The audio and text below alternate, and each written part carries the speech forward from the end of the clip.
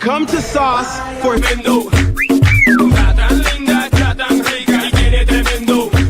Are you coming to Sauce in Buckhead with me?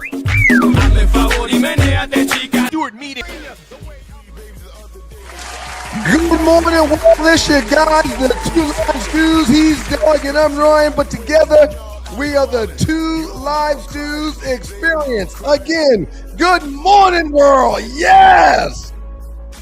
Come on, studio audience, participate. And we've got to thank God every minute of every day. Good morning to the great Raymond Sutton IV.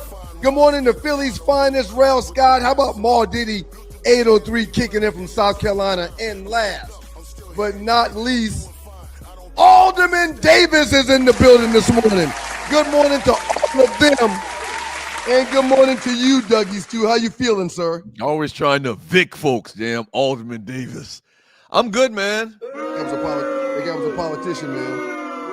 I'm good. Yeah, good morning to all of them, and good morning to you, Dougie Stew. How you feeling, man? You come in here demanding your funky little $10 because the Knicks advancing their series and against the Atlanta Hawks. You go against the home team. Tried to tell you. And you feel good about yourself? You wearing your Knicks paraphernalia this morning? I feel great. Huh? I feel great. And not only do I feel great, the odds of Joel Embiid finishing another entire series is slim to none. So we should be going to the Eastern Conference Finals, baby! Yes! Let's go, Knicks! Let's go, Knicks! Yeah, whatever, man. Whatever. Listen, how was the weekend? So I don't want to even talk about that stuff right now. You sent me $10, and I'm almost positive the bet was $25, so you owe me $15 more. No, the bet is 100 to 25. Once again, for the 50. All right, 100 to 25. Pay me my money. For the 11th time. The bet where it's 100 to 25 is that the Lakers won't make it to the Western Conference Finals. I think that one was like 10,000 to 1,000 actually. How was the weekend, man? How was the weekend? What'd you get into, man? Absolutely stewtastic, man. Real quick, I don't want to keep it here, because it was just a pre-ACT test.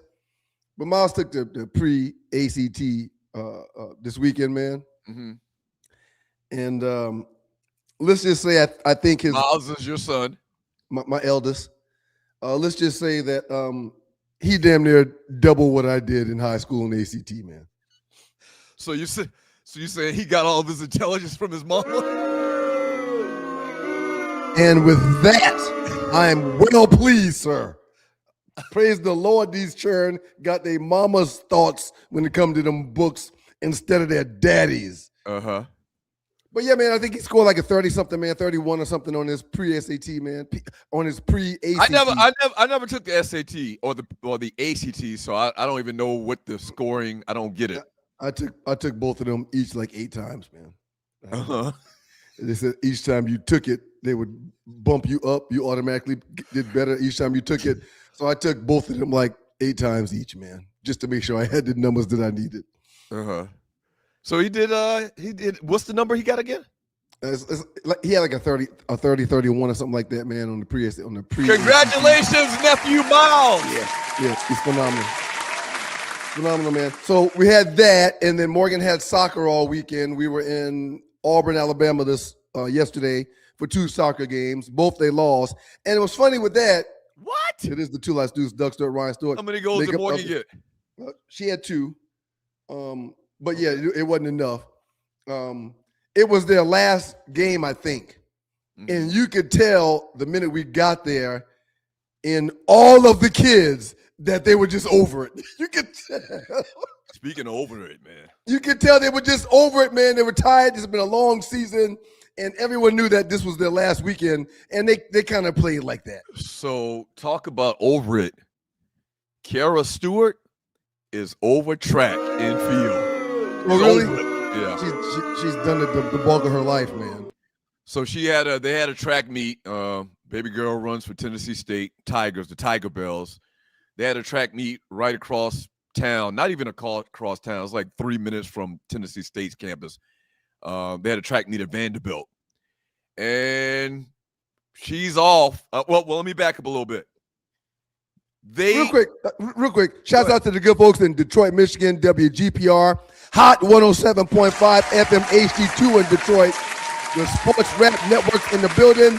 Lots of big things popping with the platform. You will hear about it with us, through us, and the Sports Rap Network. Detroit, we appreciate you. Okay, Absolutely. Go ahead with Cara Bear. Go ahead, Cara Bear.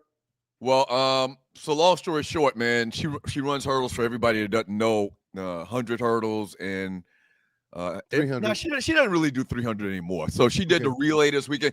But long story short, man, she fell this weekend again, man. Damn. Second time she fell, she hit the last hurdle. Oh. She was probably going to place like third. And I think that this was the only heat. She was probably going to place like third. But here's the crazy thing about it. They in her particular race, man, it was raining like thunderstorm raining, and they ran the damn race. It was lightning. Was it lightning and thundering, or just thunder? Did you see any lightning? I didn't see any lightning. They kept going, but it was thunder. It was so bad. So long story short, yeah, she fell, man. She fell, and let me explain something to you real quick. She is over track and field. She cannot wait for it. They have one more track meet in her life. Keep in mind, she's been running track since the 5th grade. She's gotten scholarships. 90% of her education has been paid for, so it's work. It paid for school, man. It's okay. But I don't wish the hurdles on any father's it's child. Not easy, especially on a rainy track. So the whole hurdle thing, man, is very nerve-wracking because at any second you could be doing good and you make one little mistake and you're falling, you're tumbling on the track. This much of your toe, catch one of those hurdles, it's a problem. I'm over it as well too. I want her just to move on. She's going to graduate. She's going to graduate with honors. That's awesome. She's got a couple of interns set up this summer. So she's one of them. She doesn't graduate till December, but she's one of them summa cum laudes. She's one of them, man. She's doing very well. We love her to death, man. We actually did a turn and burn. Me and the old lady, the ex, rode up there with me. Went up there. We got up there like at 10 a.m. Saturday morning, and by 9 p.m. Saturday night, we were back in Atlanta. Do you drive the whole time, or does she drive sometimes? No, I drive the whole time. I don't. Even though y'all divorced, do you still open doors and stuff for her like that, or she got to get her own damn door? No, I never really opened doors for her. Wait, ever. So I mean, that's nothing different. When y'all were married, you didn't open the door for her and stuff? I mean, I probably should have, but I don't think I did. But seriously, I don't think I did. Hey, man. My wife is yet to touch a car door or any door if I'm in the room with her. And my wife, man, and this may not be a good thing, man, but my wife don't touch the trash either. Ever. She don't touch the trash. That's good. The trash indoors, she don't touch the trash. However, those two things, me doing the trash in the doors 100% of the time, my wife don't take the dog out either. But all those things, me doing those things, allows me to, whenever I come in the room, whoever has the remote, just give it to me. Just give it to me. When I walk in the room, they treat me like Omar when I walk in the room. They rush to give me the remote. Uh-huh. Because I do it all around here. Right. Just give me the remote. They rarely make breakfast. I make breakfast. When I walk in the room, just give me the remote. God damn bug. And I also went to church yesterday, man. Shouts out to Impact. United Methodist Church over there in East Perth. Good sermon. Well attended. It was so I had a full weekend, man. I got three things I need to do before you set up today's show, and it is the Two Live Stews, Doug Stewart, Ryan Stewart. We got a lot of setting up to do, so we got to get to it. The makeup of those stews, and this is your Two Live Stews experience. Let me write these down so I can get on that chap. Screen. Osiris, good morning, team. Good morning, chap. What's the chap thing mean? Explain that, please, because you often call your chapter brother. I get it. I'm smart. First thing I want to do. I got three quick things. First thing I want to do. Tomorrow is May 5th, and it's going down at Sauce. hosted by the Two Live Stews. Yes.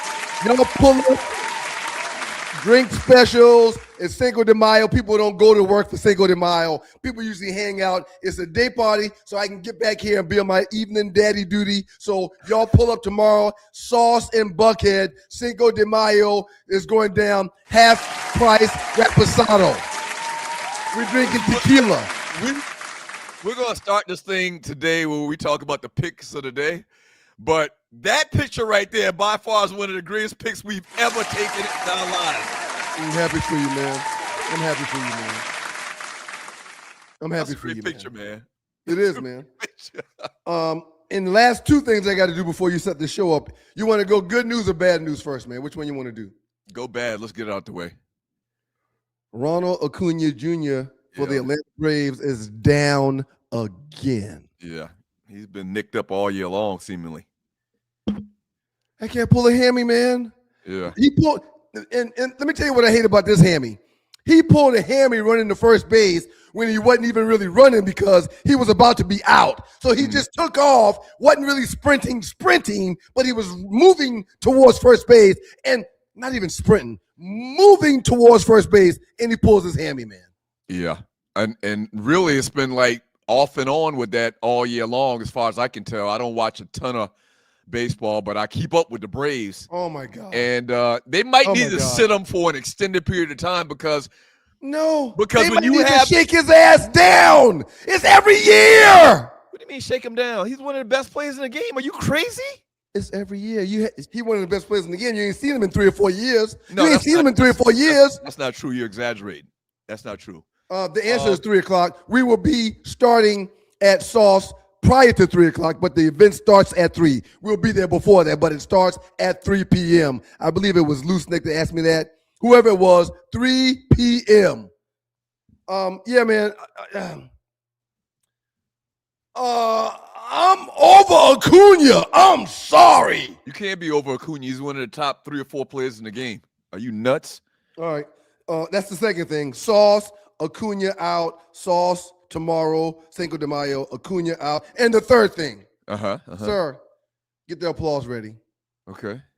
A round of applause. Don't tell me that. Tell the studio audience that. Go ahead. Studio audience, y'all get ready. Sauce tomorrow, Acuna today. The third thing I wanted to mention in the opening show was congratulations to Shedeur Sanders for graduating from Colorado University. The young man does everything right. The young man does everything right. Other than speeding from time to time, Shedeur Sanders does everything right. That young man got his degree this past weekend from Colorado, and his people is proud of him, and they should be. Congratulations, Shedeur Sanders. We a lot of times I notice that we forget about the theme on Monday, ballers and busters. Okay, that's what Monday's supposed to be. We give out ballers and busters, a.k.a. game balls and goats. It's a Man Talk Monday on the Two Live Stews. Doug Stewart, Ryan Stewart. Hollywood Report coming up a little bit later. Go ahead. First baller goes to the Knicks for what they did. We'll talk about it in detail here shortly. Something we've never, ever seen in the NBA. And the second baller goes to Shedeur Sanders for me. Yeah, but congratulations, Shedeur. On the backside of that, something that we've never seen in the NBA, we got to talk about the Atlanta Hawks and everything that happened in that particular game. Last 48, the biggest memes in the Two Live Stews Facebook chat group. We got my man John Fisher, a.k.a. Microwave. Coming on to top it up with us. Appreciate you, Microwave. We're going to come in. Matter of fact, next segment, I think, and chop it up with us on all the NBA action over the last couple of days. If you'd like to donate to the show, you can do that. Help us keep the lights on. Look to the bottom of the chat to the right. You'll see a dollar symbol or a heart symbol. You can donate $1, $5, $5,000. You might have it like that. We would greatly appreciate it. Help me understand. And also, the preferred ways to donate to the show are right there at the bottom of your screen to the right, the Cash App. You can do it on YouTube and going down to the bottom of the chat, but the preferred way to help us keep the lights on is to scan that QR code to the bottom right there on Cash App. Microwave is talking all basketball or just certain basketball? Is Microwave talking all basketball or just Philly basketball? Well, the thing about Microwave, he was on the Stewart Media and Entertainment Network back maybe 10 years ago. He still does a show from time to time. It's called The Microwave. I don't know where he got that name from. Maybe we can ask him. But he's an Eagles fan in football, a Yankee fan in basketball, and a Lakers fan, a Yankee fan in baseball, and a Laker fan in basketball. No, he's a goddamn bandwagon jumper. That's what he is. And he's from New York City. He's a bandwagon jumper. Make it make sense. So you got a New Yorker that New York. He's from New York City, Brooklyn. He's from New York, places, right? But Philadelphia is the 76ers' favorite basketball team, or he's a straight bullshitter. No. The Eagles are his favorite football team. Oh, come on, get out of here, man. He's a Yankee fan, but somehow in growing up in New York City in the boogie down, he became a Laker fan. I don't get that. So we're gonna get to the bottom of that and talk about all of these scores from the last couple of days. Philadelphia slays the Giant. We'll get into it and share some time with the great Microwave, a.k.a. John Fisher. Whatever y'all do, y'all keep it locked. Don't forget about Sauce tomorrow. Shouts out to WGPR, and we'll be back after this break. You know what? I've just thought about it. Maybe we shouldn't call this man's government name like that. Maybe we should just go by Microwave. It's too late. I've already said it. Huh? It's the Chop It Up segment, and I've already said it. Well, I've already said his real name, John Fisher. No, seriously, what I'm saying is don't say it anymore. So you want me to just call him Microwave instead of going by his government name of John Fisher? Right, just go by Microwave, man, because he's one of them cats that I think they sit down south because he got some trouble in New York.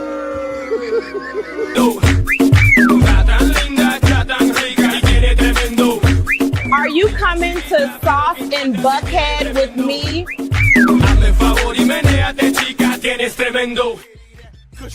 Yes, ma'am. I'm coming to hang out with you. Welcome back to you guys, the Two Live Stews. I'm Doug. I'm Ryan. He's Doug. But together we're your Two Live Stews, and this is your Two Live Stews experience. Let's also welcome into the doghouse none other than the Microwave in the building. Yeah.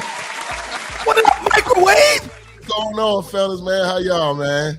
Doing absolutely stewtastic, man. Hey, Microwave, so you're the second or maybe even the third participant in what we call Chop It Up around here.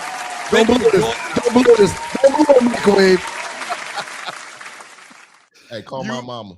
You've actually been a part of the Stewart Media and Entertainment Network for well over a decade. You had your show back maybe 10 years ago to Microwave on SME, Stewart Media and Entertainment. Man, thank you for joining us this morning, man. We're going to talk a little basketball, and we need to clear up some things first before we even get man. But before we get into any damn sports, let's clear the air real quick. You're from the boogie down? You're from the Bronx? Where you from originally? I'm from Brooklyn. Brooklyn, son. You're from Brooklyn. You got the Yankees hat on.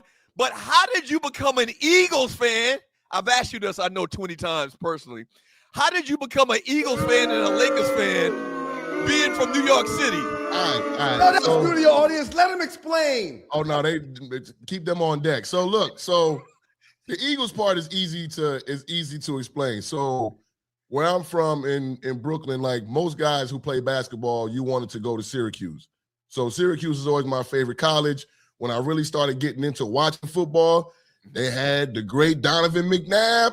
I follow him straight from Syracuse, straight to the league. So look, and Ryan, I heard you call me a bandwagoner. That's good.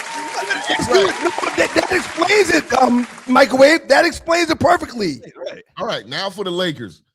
Once upon a time, the Knicks were playing against the Indiana Pacers in the playoff game, and Patrick Ewing went up for a finger roll, and that thing rimmed out. I said, Mama, I'm gone. Just like that, you're done with the Knicks. Just like that. Man, listen, I hated, you see this man in my background, I hated his guts. Every year was heartbreak and pain and agony with him kicking the Knicks' ass. And after that finger roll, he wasn't even in the league. He was retired. I said, nah, man, I can't do this. I went straight to the other side of the map. The Lakers, and the rest, as they say, is history. That's right. Another thing. It was in Virginia where I got in trouble, not New York. He was in Virginia where I got in trouble. So wait a minute. So you got one of them stories like every year. So we grew up in South Carolina. For anybody that's just tuning in to this on the humbug. And man, we got to get to the sports. We can't do this, man. We can't do this. Every year that we start school, there'd be some new kid in our class from New York City. Hey, man, what are you doing down here? Man, I robbed the store and my grandmama sent me down here. Down to live with my grandma. So your story isn't like that. You didn't. Okay, all right. Not totally like that, right? Nah, not totally like that. It was in my young adulthood, but don't worry about that.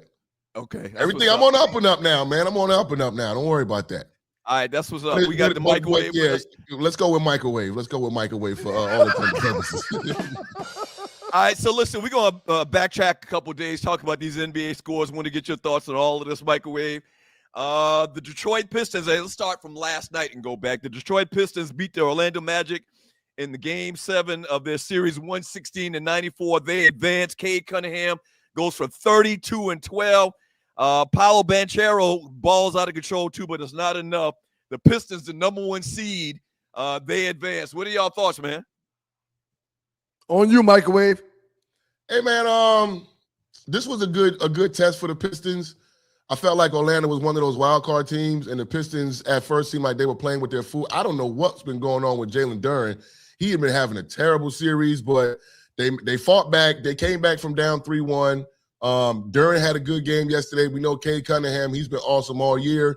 Looked like he's got his legs back on him after that, having that his lungs collapsing. And Detroit, they did what they were supposed to do. And I mean, shouts out to Orlando. You got to give them credit where credit is due. Yeah. They were the AFC, but they were not playing like an AFC. They were playing like a team who had confidence. They were playing like a team who wasn't scared of the number 1 seed, but at the end of the day, that 7th game being in Detroit, I think, tipped it. And like Jelani had said, I think Game 6, them losing Game 6 at home, it took the sails out of their it took the wind out of their sails, to say. Let me say this real quick. You just mentioned Jelani. Jelani also was a member of the Stewart Media and Entertainment Network. He's a big Detroit fan. He's from Detroit. We're going to have him on at some point down the road as well. Go ahead, sir. We've often talked about 3-headed monsters. Hell, Philadelphia's got a 4-headed monster right now. When you're looking at how they're playing ball, we'll get into Philly here in a second. But Detroit and Cade Cunningham coming out with 32 and 12.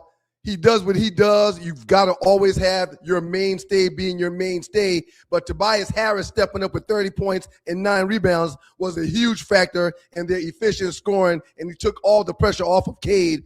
When this time of year you've got 2 guys that you can trust and go with every single night, you're going to be okay. You're going to find ways to win games. So shouts out to Tobias Harris for supplementing Cade Cunningham and the Detroit Pistons to get it done. Yeah, the Pistons avoided, man, the big upset because they are once again the number 1 seed. They win the series 4-3, and they advance to the next round. Also on, when was it, Sunday night, last night, the Cavaliers, they get it done in a Game 7 against the Raptors, who were the 8th seed, once again, 114-102. Big game by Allen, who has 22 points, 19 boards, and 3 blocks. The Cavs, this thing was not easy. I think this is probably the series that everybody thought was going to be a blowout, like, 4 games to 1 or something like that, but was not the case. Great effort by the Raptors. What's your thoughts on this series, Microwave? This series could have went either way, but as far as yesterday goes, I said this on my show yesterday morning, so all of y'all better go get your lottery tickets. James Harden finally came through in an elimination game.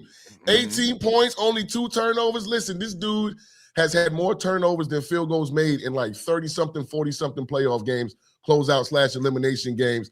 And, Doug, when I was on the network, man, I used to love clowning this dude, man, but I'm 44 years old. I'm tired, boss. I'm tired, boss. Oh, my headphones coming off. See, that's how tired I am.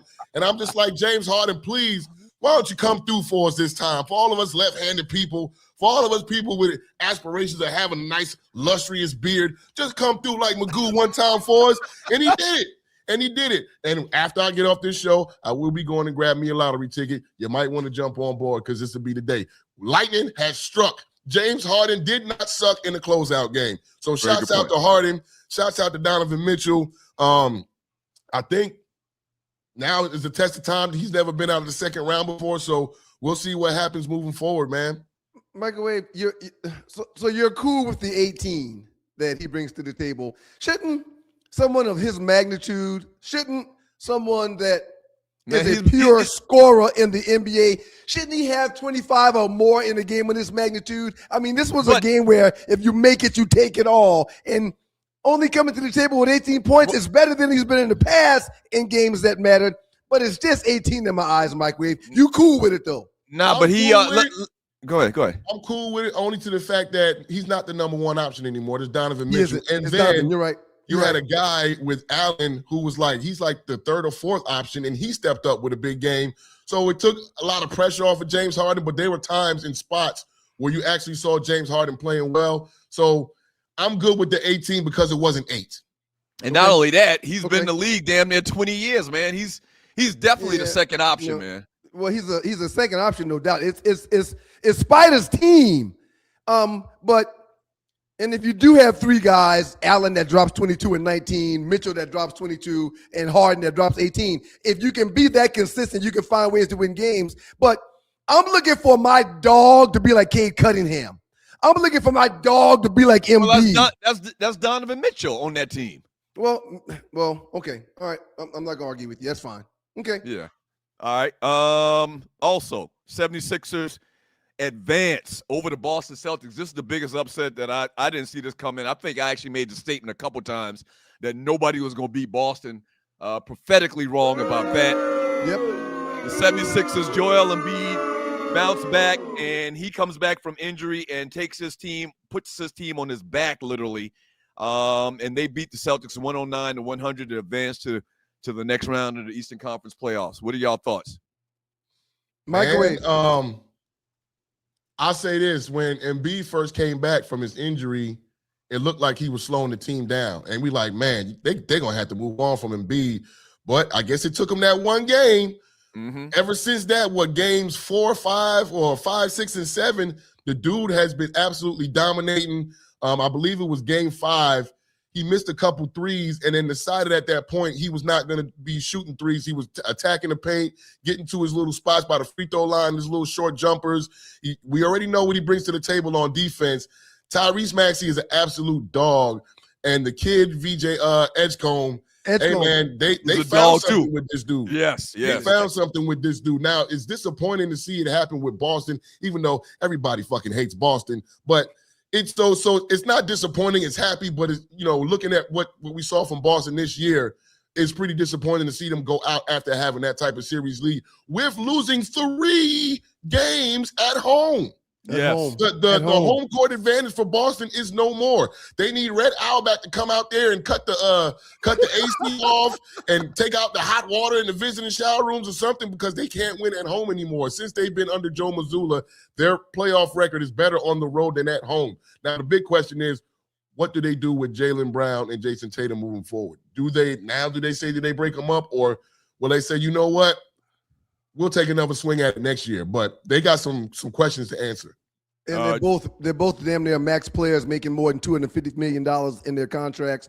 Jaylen Brown stepped up last night or the last game with 33 points, but Tatum, unfortunately, out with a knee injury now. He sat on the side and was in street civilian clothes. That's not a good look. And I do think they'll run it back and bring both of them back, because the money and the economics of the game will dictate them to do so. But I'm almost positive that they probably don't want to run it back because of the amount of money that they're paying those 2 individuals. Joel Embiid has 34, 12, and 6, played like the all-star and the team MVP in this game. So 109-100, they advance to the next round of the playoffs. The Boston Celtics, 26% from the three-point line. Keep in mind, we've been talking about this team for years with how they win by winning from the three-point line and how they lose by shooting themselves out of it from the three-point line. The last couple of games, they shot themselves out of it because they wasn't hitting threes. They made it sound like Tatum could have played if he wanted to, but they didn't want to risk it, because you know how those major injuries work. Like when you come back and you're not 100%, and then you stress another part of your body, you end up hurting another part of your body. And so I know he wanted to play. He looked like he wanted to cry over there on the sideline. But I thought it was a good move by the Celtics and not putting him in the game and playing him. Microwave, you were about to say something, Microwave. Go ahead. Yeah, also, I think Joel Embiid actually listens to the show. And when you guys were talking about the Eagles last week and the guy and the guy that we drafted in Wrestling Lions, and I don't wear uniform. I'm from Zamunda. Hey, man, he was out there with no uniform, just letting them gangs hang paws. You know what I'm saying? He went out there and did his thing, boy. Ryan, you woke him up, Ryan. Microwave. Well done, Microwave. Don't follow this guy up, Microwave. Don't do that. Hey, man, it's too late. I already drunk that Kool-Aid. Yeah, all right. And lastly, we got to get your thoughts on this. Being my brethren in Lakin Lovertree, the Los Angeles Lakers advance to the next round of the playoffs with a 98-78 win on the road without Kevin Durant against the Houston Rockets. LeBron James goes for 28, 7, and 8. And that boy bad. That boy LeBron James bad. I love the fact that he's on our Lakers, Microwave. What's your thoughts? Microwave knows how you really feel about LeBron, sir. But it's okay. Go ahead, Microwave. Hey, look, you gotta tip your hat to LeBron, man. What he's able to do at this age is just something ridiculous. I believe it was like game 3 or game 2. He caught that reverse windmill dunk in the middle of the game. And it's like, you're not even supposed to be able to do that. And I believe it was y'all that showed the graphic. It might have been y'all, but his rookie season, he had like 194 dunks in season. Yeah. This year, at 42 years old, 197 dunks. It's like, hey, man, you got to tip your cats out to LeBron and what he's doing. Now, I brought this up on my show yesterday. This is the bullshit that I'm talking about. The way that they got the playoffs set up, there's no way that as the 4th seed, we're supposed to be going to play in Oklahoma City right now. You know yes, I agree. There's no way they're supposed to be playing the Timberwolves. The Timberwolves are the 6th seed, and now what we get for handling our business against the Rockets, which most people thought that we were going to lose because we didn't have Austin Reeves for most of the games. We didn't have Luka for the entire series. And what do we get? We get Oklahoma City and foul baiting ass Shai Gilgeous-Alexander. Guys, real quick, but it's the playoff systems are set up by seeding. No. So it's not like there was some nefarious background situation going on where they were trying to figure out how they could shaft the Lakers. No. But they changed it, Ryan. 8th seed play 1st seed. 2nd seed play 7th seed. Go ahead. I'm listening. Go ahead. They changed it. So look at the East, right? Right now you got the Knicks playing the Sixers. That's like the 3 and 5 seed instead of them playing the Pistons should be playing the lower seed. The Pistons are the number 1 seed, and they're about to play like the 3 seed. You see what I'm saying? Like, They do that for the first round, but after the first round, it's just whichever side of the bracket you on, that's who you play. And like, as opposed to in football, the number 1 team is always going to play the lowest seed no matter what round you're in. Good call, Microwave. Yes, it's me crying as a Laker fan, but so what? So what? Yeah. Keep smiling. Hey, listen, but here's how I look at it, Microwave. At some point, if we're trying to win a championship, I say I'm talking about Lakers and Lakers fans. At some point, we're going to have to probably play OKC. Let's just get it over right now. Let's just pull the bandage off the scab. And if we're going to lose to these guys, we'll lose some now. And they can go on vacation, and as fans, we can just ease our mind and move on with our lives. I feel you on that, but what about when when Peyton Manning couldn't beat Tom Brady, so he let Baltimore do it for him because he could beat Baltimore, and then they ended up winning the championship. You know what I'm saying? Sometimes it's like, hey, you know what? Hey, you go do my dirty work for me because I can't handle that right there. You take them out, and I'll take you out. Absolutely. Microwave, where can folks hear your show at? Great job, Microwave. Great job. How can folks catch up with the Microwave? We're on YouTube live Sunday mornings at 10 a.m. People ask why I'm coming on Sunday morning. Damn it, I'm a heathen. So what? 10 a.m. Sunday morning, YouTube. Look for Cooking with the Microwave, or you can follow the show. The handle is at Microwave551. Like, subscribe. I'm a descendant of 2 Live Stews, so y'all already know it's wild, it's crazy, and I talk a whole lot of shit. Yeah! Hey, Microwave, man. Microwave. Appreciate you joining us early on this Monday man, I'm morning, going to try to pull up on y'all tomorrow. Okay, that's what's up. Come through. I got something for you. Come through and see me. Microwave! That's the Microwave in the building, man. Outstanding job. That was an outstanding job. That was great.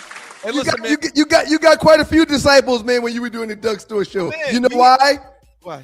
Because you left them wanting more, so they figured, okay, man, since I better just do my own. Never mind. Go ahead. I'm sorry. Go ahead. Yeah, so we had I think it was 13 or 14 different shows on the Stewart Media and Entertainment Network at one point for a couple of years. Okay. Yeah. Microwave killed it just now. Did an outstanding job. Yeah, these cats are seasoned veterans we bring on a lot of times to chop it up. When we get back from the break, we thought about including the Hawks and Knicks game in this segment that we just had, but we're based in Atlanta. We feel like it deserves its own segment. It needs it, man. We're going to talk about the catastrophe of what we saw the other night between the Hawks and the Knicks, and also how it ties into a certain guy in this town putting a goddamn hex on everything Atlanta. If you didn't know the story, we'll tell it to you when we get back. Usually when these games are on, man, I don't move around much, and the kids know that, so they're trying to be quiet, and they don't bother Dad. But I kept going in Morgan's room, and she was like, Dad, something's wrong. After the third time I went in there, Dad, something's wrong. I said, baby, what do you mean? Well, aren't the Knicks playing right now? Why you keep coming in here? Oh, that game's over, babe. Well, it just started, though. I said, I know. The game is over, babe. She's like, oh, wow. They're getting their backs blown out. Yes, they are. Yeah.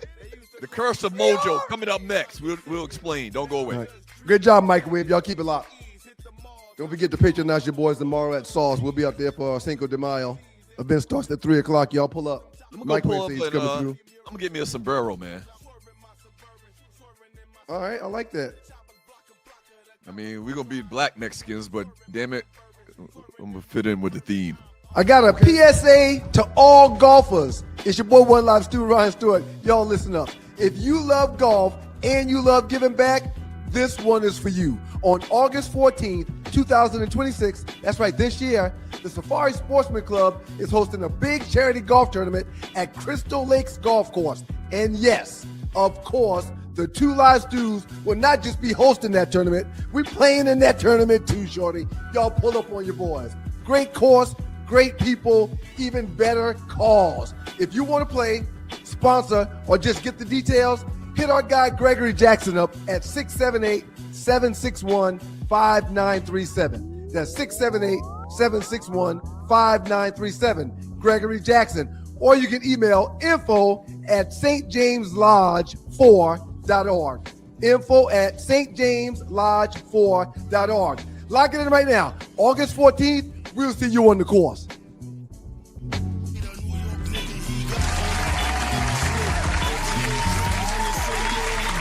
Welcome back to you guys, the Two Live Stews. He's Doug and I'm Ryan. We're both Stewarts.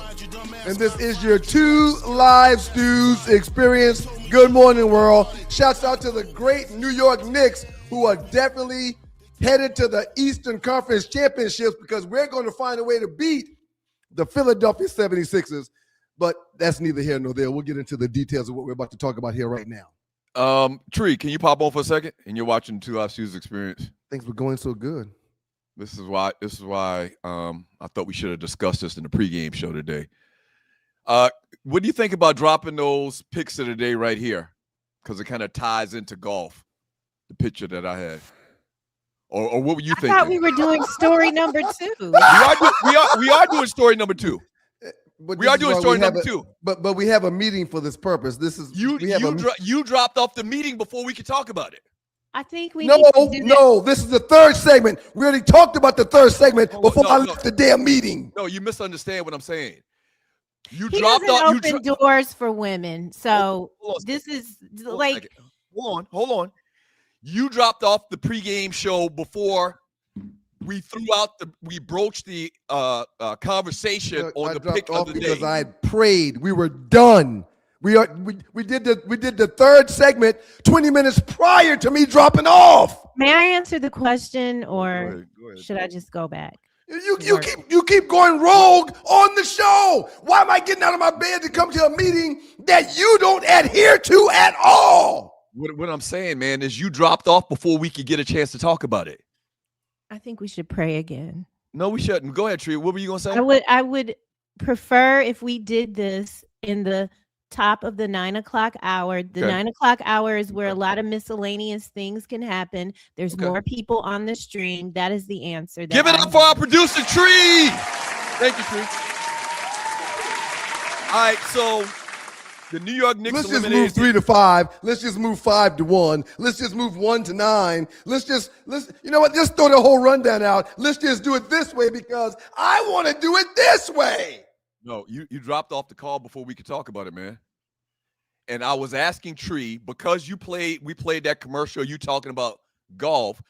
The pick of the day that I have is associated with golf, and we never established when we were going to start doing the pick of the day thing. That's all. On April 30th. Shout out to my New York Knicks, 140 to 89. We didn't just get it done. We got it done in grand fashion. We're leaving the first round and going into the second round, showing people that we're the real deal. We're hitting on all cylinders. Yes, Philadelphia's got a really big four. They got a really big four with the Edgecombe kid. They got a really big four. However, I think we've got 3.5 to 4 our damn self when we're hitting on all cylinders. Shots out to an historic blowout, a game that was over by halftime. The New York Knicks devoured the Atlanta Hawks, 140 to 89, and Doug was forced to send me 1,000 pennies. 1,000 pennies. I'm very happy for the money that I made off this bet that I knew I would ultimately win. So the Knicks set an NBA playoff record with a 47-point halftime lead. Once again, the final score, the Knicks and the Hawks, 140 to 89. Game 6. Yeah. OG Anunoby scored 29, 26 in the first half. Karl Anthony Towns, Big Cat, secured a triple-double. Stop. You mentioned OG. I don't like that. You can't score 29 and only have 26 in the first half. I don't like that. That's not symmetrical scoring. I don't like that. You drop 26 in the first half, you got to find a way to at least give me 15 to 18 in the second half. But I digress. The game was over. Maybe he pulled it back a little bit. I digress. Go ahead. I'm listening, Doug. Go ahead. I'm listening. Yeah, the game was over. Why would he do anything more? They were up by 40. Well, what do you mean by that? I don't even understand what that even means. Well, you don't like that he got – go ahead. If you drop 26 in the first half, I need you to have a 45 or 50 burger, like Cade Cunningham. Yeah, but this was outside of the like ordinary. Like Banchero. You know, even scoring is my point. The loss marked the loss marked the largest playoff defeat in Atlanta Hawks history. Strangely enough, this was the 6th biggest loss in NBA history. Did you realize that? I thought it was the biggest. Let's see. The 51-point margin is tied. Oh yeah, for the 6th largest in NBA playoff history. There were bigger beatdowns than 51. I never recall anything like this in my lifetime. I'm 56 years old. Me neither, sir. It must have happened maybe in the 30s or 40s or something like that, man. Yeah. This wasn't a one-guy situation. Mikal Bridges, 24. Brunson, 17 and 8 assists. Karl Anthony Towns, triple-double impact. The ball movement was spectacular. The spacing on the floor was spectacular, which also helps the ball movement. And the shot selection. From time to time in the NBA, you see testosterone taking over in players. And it turns into this fool checking me, the hell with the play that's called. I'm taking this fool to the hoop. They had excellent shot selection the entire game. Shouts out to my Knicks for finding a way to close these suckers out. Now, real quick, I mentioned prior to the series. It's a deeper conversation we got to have. Go ahead. Hurry up. Okay. Man. I mentioned this prior to the segment. The Atlanta Hawks are on to something. I love this team minus Trae Young. I love this team with the length and the youth movement that they have. But it is a youth movement. They're still young.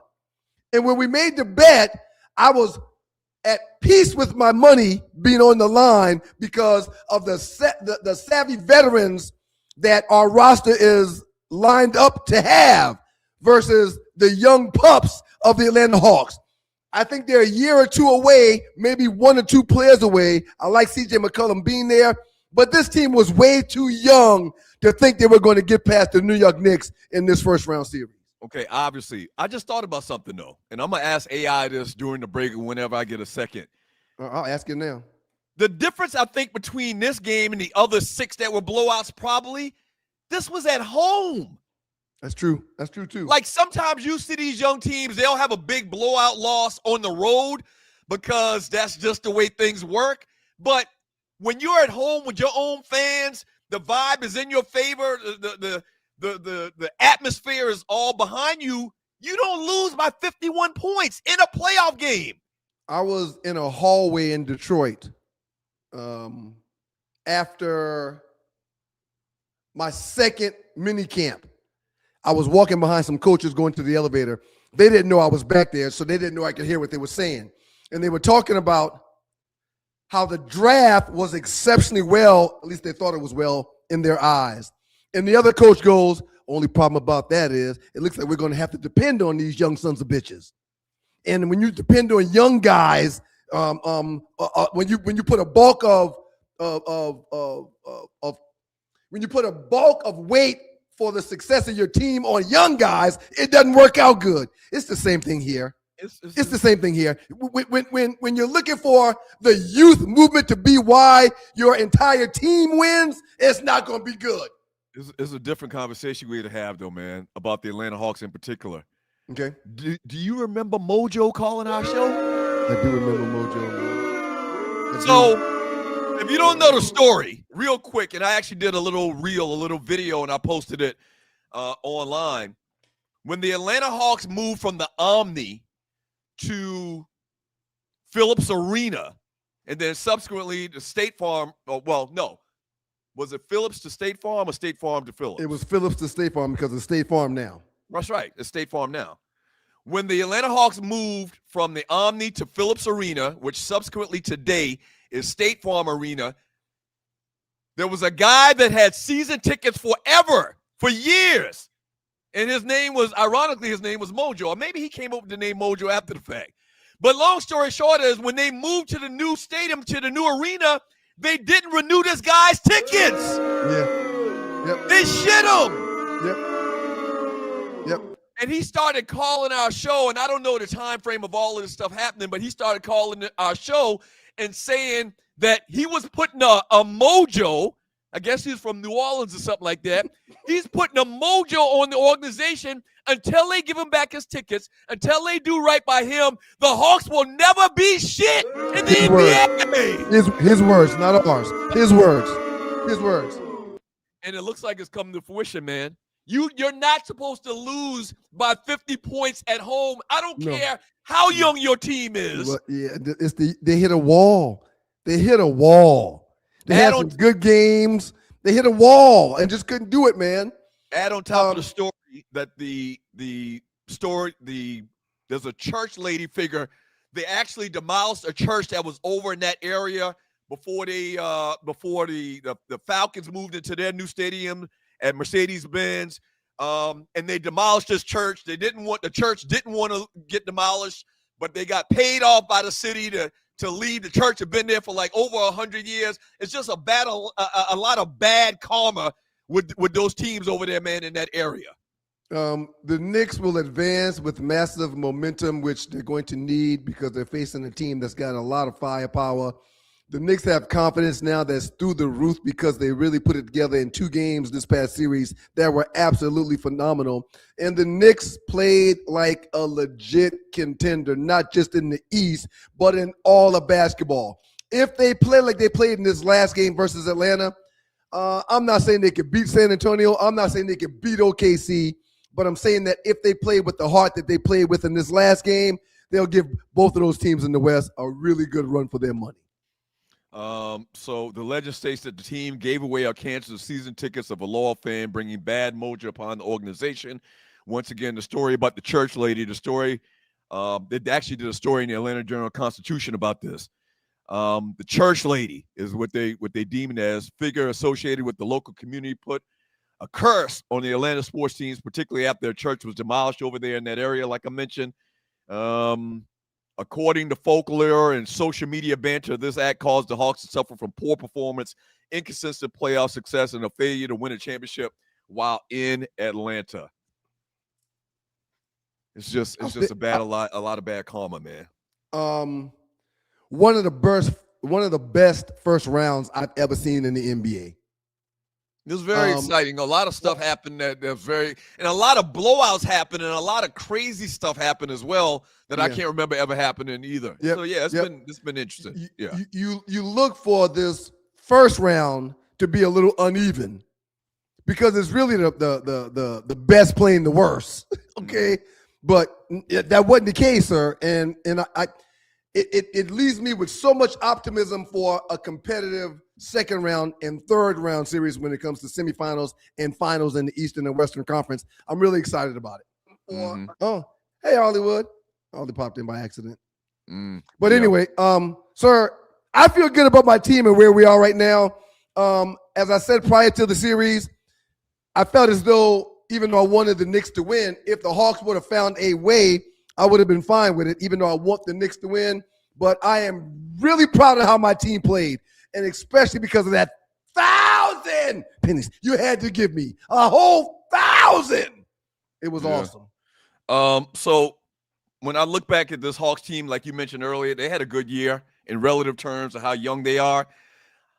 The one thing that I can point at that's going to hinder the Hawks for a long time to come is this Risha kid that we drafted number 1 overall when we had the number 1 pick in the draft. He's a problem. That whole draft was pretty – there was no real superstar in that draft. This kid was supposed to be a fantastic player, but for the most part, he hadn't been. I mean, he's been on the bench most of the times in crucial situations. The guys that did come out of that draft that have turned out to do something, Stephon Castle, 4th pick for the San Antonio Spurs. He's been balling out of control. Alex Starr, he was the 2nd pick after Risha and Reed Shepherd. Reed Shepherd been balling out of control as well. So we're definitely not going to we're not going to get back the value and what we Man, he was taking 1 overall. Go ahead and cut that son bitch and let's keep it moving. I don't think the money works like that. We paid him too much money. The Hawks paid him too much money. His contract is too big just to cut and just to move on from. It doesn't work like that. The money doesn't work out like that where you could just get rid of the number 1 pick in the draft. Like imagine if we had Stephon Castle on that team. A lot of things would be totally different if we had Castle. Like we definitely wouldn't have got blown out. When I say we, I am talking, if you're new to the show, we're based in Atlanta. If we had Stephon Castle, I don't think, and all the other complimentary players, I don't think that the Hawks would have lost by 51 points the other night.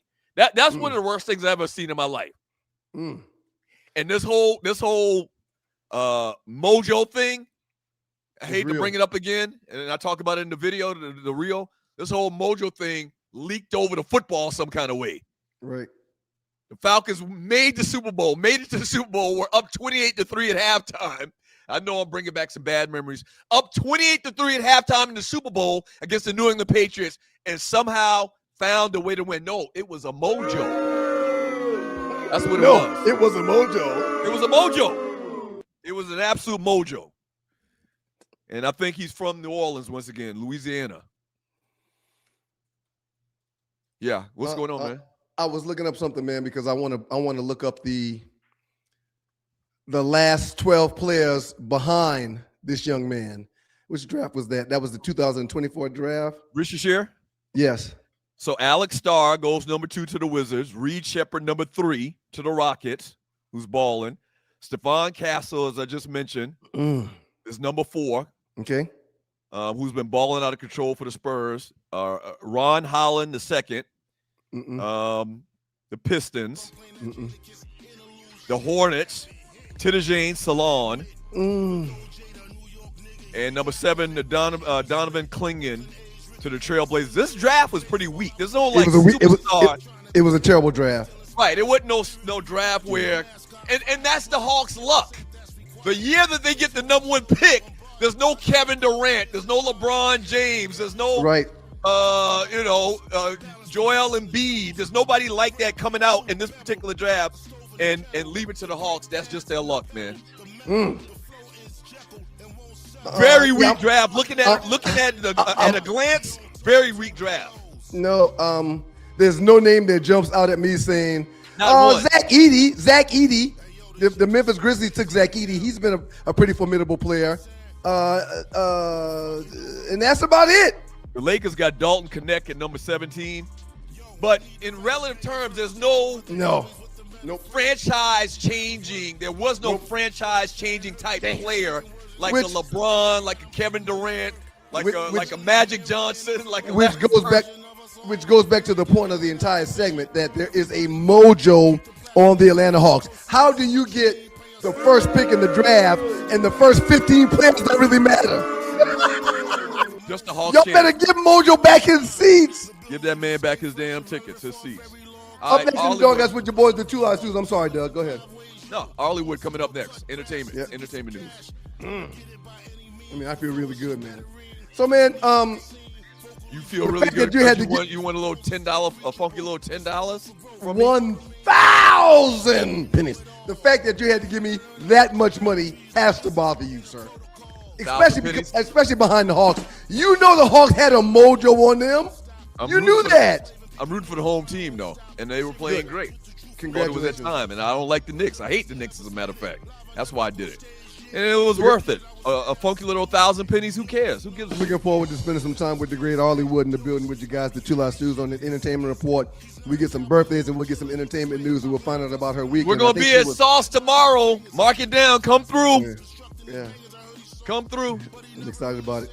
A couple of those ladies on that commercial, I sure hope they're there. Fellas, I mean, I can't do nothing with them when they come, so y'all got to be there. Y'all make sure you pull up. But golly, there's some dimes in that damn commercial that we got. Is that your sombrero or is that AI? That's my sombrero. I have it. That's my sombrero. I have 3 or 4 of them over here. Why you hit the? What's the rim shot for? Lying, Ryan. I hope you don't have 3 or 4 sombreros at your house, man. I love tequila. What up, folks? It's your boy Doug Stewart, one half of the world famous Two Live Stews. Now, what I do in my daily life is I work in the financial services industry. In particular, I sell life insurance, okay? I do retirement planning, investing as well, but really I focus on life insurance. You need somebody that you can trust to sell you a life insurance policy, to get you the right life insurance policy. I'm your guy. Y'all know me from these streets. I'm somewhat of a public figure. I'm not going to do anything wrong to damage my reputation at all right? So if you need life insurance, your mama need life insurance, your kids need life insurance, holla at me. Holla at your boy, all right? 678-770-8073. That's 678-770-8073. I've been doing this thing a long, long time. I've hired, trained, and managed employees and agents in the life insurance industry. Holla at your boy. I got you covered. You good. 678-770-8073. I got you.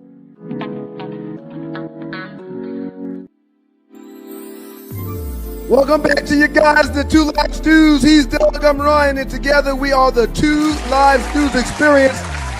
We have to be joined by Arley Wood in the building. Good morning, Arley. Good morning. How you doing? Fantastic, Arley. How are you? I don't know, but I'm here. I'm so happy. Arley, it's pretty cool how you can pull off a hat, or you can have your hair in a bun, or you can have your hair straight down. There's just several different looks you can go about and look just absolutely fine. Well done by you, Arley. Thank you. I'm so excited for that because it's a bad hair day. I had a wig on, and then if I take it down, it's going to be like, whew. So yeah. So wait a minute. I saw the picture of you performing. It looks like you were performing. You were dancing somewhere. You posted on social media, and you had this big, for lack of better terms, like a lion's mane. Baby, so that was a wig. Okay. I thought that was your hair. The guy that sings with me, he was like, we outside in a tent this time, and you picked the biggest hair you have. I was like, I don't know what's wrong with me. You didn't come with a bob or picks. I need to really. So can I ask you a question? You got plenty of hair up there, as we know. Why would you wear a wig? She wanted more wig. She wanted more hair. No, that's not why. Because what happens that's why I was asking her, Doug. Please be quiet. Go ahead, Arley. I'm sorry. I'm just gonna tell y'all. So when you answering for Arley, does that make any sense? I'm sorry. Go ahead, Arley. I'm listening. When you do a 2 hour we do a 3 hour nonstop show for the gig our band does, and my hair, you're gonna sweat because we got choreography, we singing, we moving around. Sometimes it's hot. My own personal hair will turn me into a chia. It'll just start to grow, and then it turns into a troll doll. You see those troll dolls you put on the end of the pencil with the big, and they just big. That's what I look like, and I don't want to scare the white people or the black people. So Arley, what was I going? 2 Live Stews, Dr. Ryan Stewart. Shouts out to the great people in Detroit, Michigan. WGPR in the building. You said y'all do a how long of a set? A 3-hour nonstop show. We're like a live DJ. Literally, we start and we just move, and there might be a small break for you to say, "All right, y'all enjoying the show," and then they hit it for the next one. You like, God dog it, and you hate when you got 3 back to back. Because I might have like "Living on a Prayer." What's the other song? "Walking on Sunshine," and something else like back to back. Oh, it hurts. Huh? You would think that Doug would know this because he was one of the original members of New Edition, but sometimes I wonder how true that is because he didn't know things like this. And if you perform as much as New Edition does, you should know things like this, Arley. But anyway. They don't do 3-hour nonstop shows. They do they do like an hour, 3-hour nonstop show. Wow. Yeah, it's different. New Edition, like big groups. Do you go to a concert for a whole 3 hours and see the same person? No. We do too much. They want too much. It's a long story, but y'all just pray for me because my body is starting to say, hey girl, we don't do that. You was doing that in your 30s. Come on back off the stage.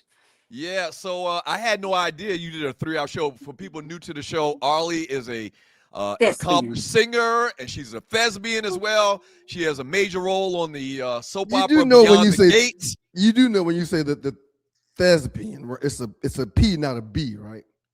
I said thespian. Okay, all right. I'm just making sure. It sounded like a B. I probably say it with a B. Let me see, but it is a P. You're right, Ryan. It's a thespian. It's okay. It's okay. He's thinking like lesbian. That's what I wasn't gonna go there, but that's exactly what it is. Arley is not nothing with a B. I think the P is silent, man. Thespian. If the P is silent, I'm a thespian. You're not gonna tell me what I am. Okay, I've been on them stages. I've done shows. You're not gonna tell me what I am. Hey, Arley, let's get to the entertainment report, please, man. I miss y'all so much. Y'all so funny. Shout out to Microwave. Great job. I was just saying Microwave giving them business. What's up? And I hope you do come out tomorrow. He did an outstanding job. Yes, he did. Y'all are always great, though. So I want to just tell everybody, hey, Stew Nation, it's your girl Arley Michelle with the Arley Will Report for the amazing 2 Live Stews experience, sponsored by We Don't Know Yet. You know why? Because somebody's big is coming. Y'all just better reach out the sky. Happy birthday to you. Happy birthday to you. She didn't say anything about the birthday shit.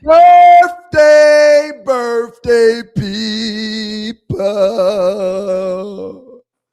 Happy birthday to you.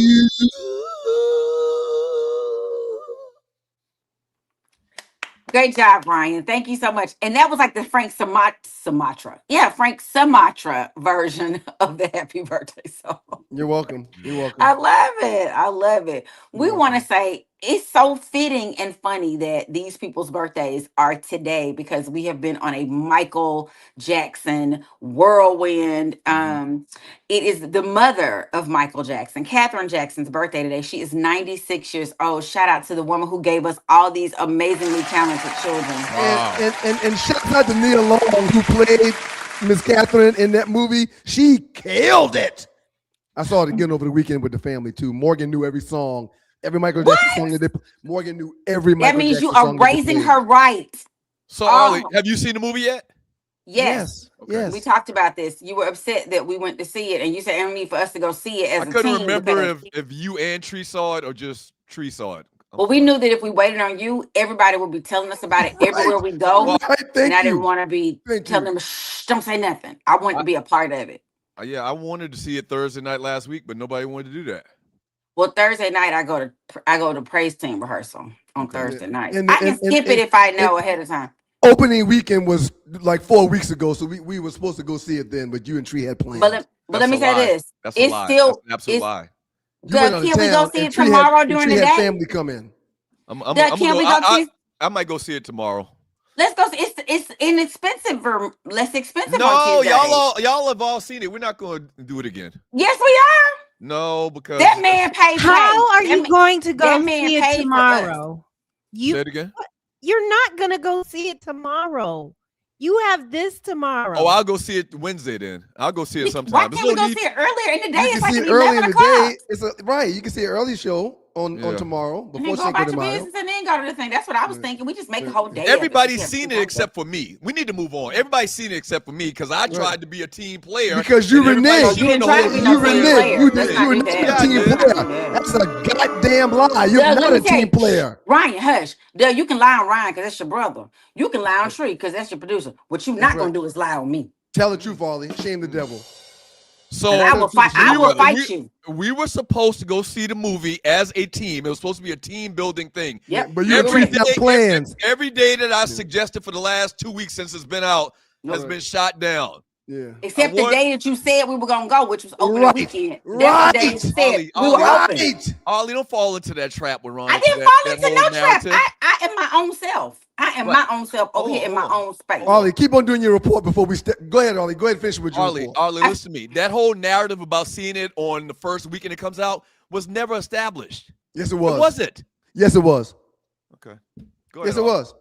We had put the date out like it's coming out on this date. We are like, oh, and Tree said, "Oh, y'all, let's go see it as a team." And we were like, "That'll be a great team building activity." Now, I will say we did not say we're going on Friday. We didn't say that, but we knew the date and we were planning to go see it early. So Tree got better options because some more important friends came in town, and you decided to go out of town because you wanted to do something else. Didn't he go see y'all's mama though, Ryan? Didn't you go see your mama? He goes and see her twice a month. It ain't nothing new. That's a great son. You ought to be shamed fussing that he went to see your mom. Unless you went to see something else. I got 3 kids here that ain't got nothing to do with your parents. That ain't got nothing to do with your parents. I'm sorry. Okay, so listen, Mother Jackson is 96. She did a great job. She has Jackie Jackson, the oldest brother of the Jackson 5. His birthday is also today. He is 75. Yay to the Jackson, two of the Jackson 12. Congratulations. That's awesome. I guess it's a gift to you on some levels as a mother for your child to be born on your birthday, and then it is not. It's a gift and a curse mixed together. So wait, there's 9 kids total or 8 kids total? It was 10 kids. One passed. Brandon, that was Marlon's. He was either he was Marlon's twin or he was like right there before Marlon. I did not know that. Mm-hmm. So it's 3 girls, right? And 3 6 girls boys? and 7. So we got Jackie, Tito, Jermaine, Marlon, Michael, Randy, and then the one that passed would have made 7, and then the 3 girls and the 10. Yes. Right, wow. Yes. Damn. Joe kept us. Joe was like, "Get this. Come up in here. Come through here. You going back swole, baby. That's right. Damn, Thank you, Trey. Thank you, Trey. Joe. Damn. Slang it, Joe. But he gave us some of the best music. Oh, this is slang it, Joe. Slang it, Joe. He gave us some of the best music we ever gonna get. Joe was giving her the business. Business mogul Kamora Lee, 51 years old. She looks older than that to me, but she makes me feel a little less than. You know what I'm saying? Because you're 51 doing all these great. But I guess if you're married to a media mogul, you're gonna get it. She did her own thing on Baby Fat. She only got $1 billion to move with. I mean, she hustled. She hustled at Russell Simmons with 2 kids, so she gonna stay Baby Fat. But she has her own stuff. Singer Olita Adams. Is Baby Fat still a thing? It's still a business? It's still a business. I don't know what they doing with Baby Fat. I don't buy it anymore. But that little cat symbol was cute, even though I don't do cats. But that was cute. Like her little symbol was, it's all perched. She did that with the Baby Fat. A singer, Olita Adams, 73. Y'all remember? Get here if you can. You can read me on railway. Oh, yeah, I remember. Her. She is 73 today. Rapper, singer, songwriter, I'm not going to say his name. Jadana is 41. I'm a classic, man. Mm-hmm. Oh, I love that song. Him. Mm-hmm. He's 51. And former Pittsburgh Steeler James Harrison is 48 today. Happy birthday to the people out there in Stu Nation. That's awesome.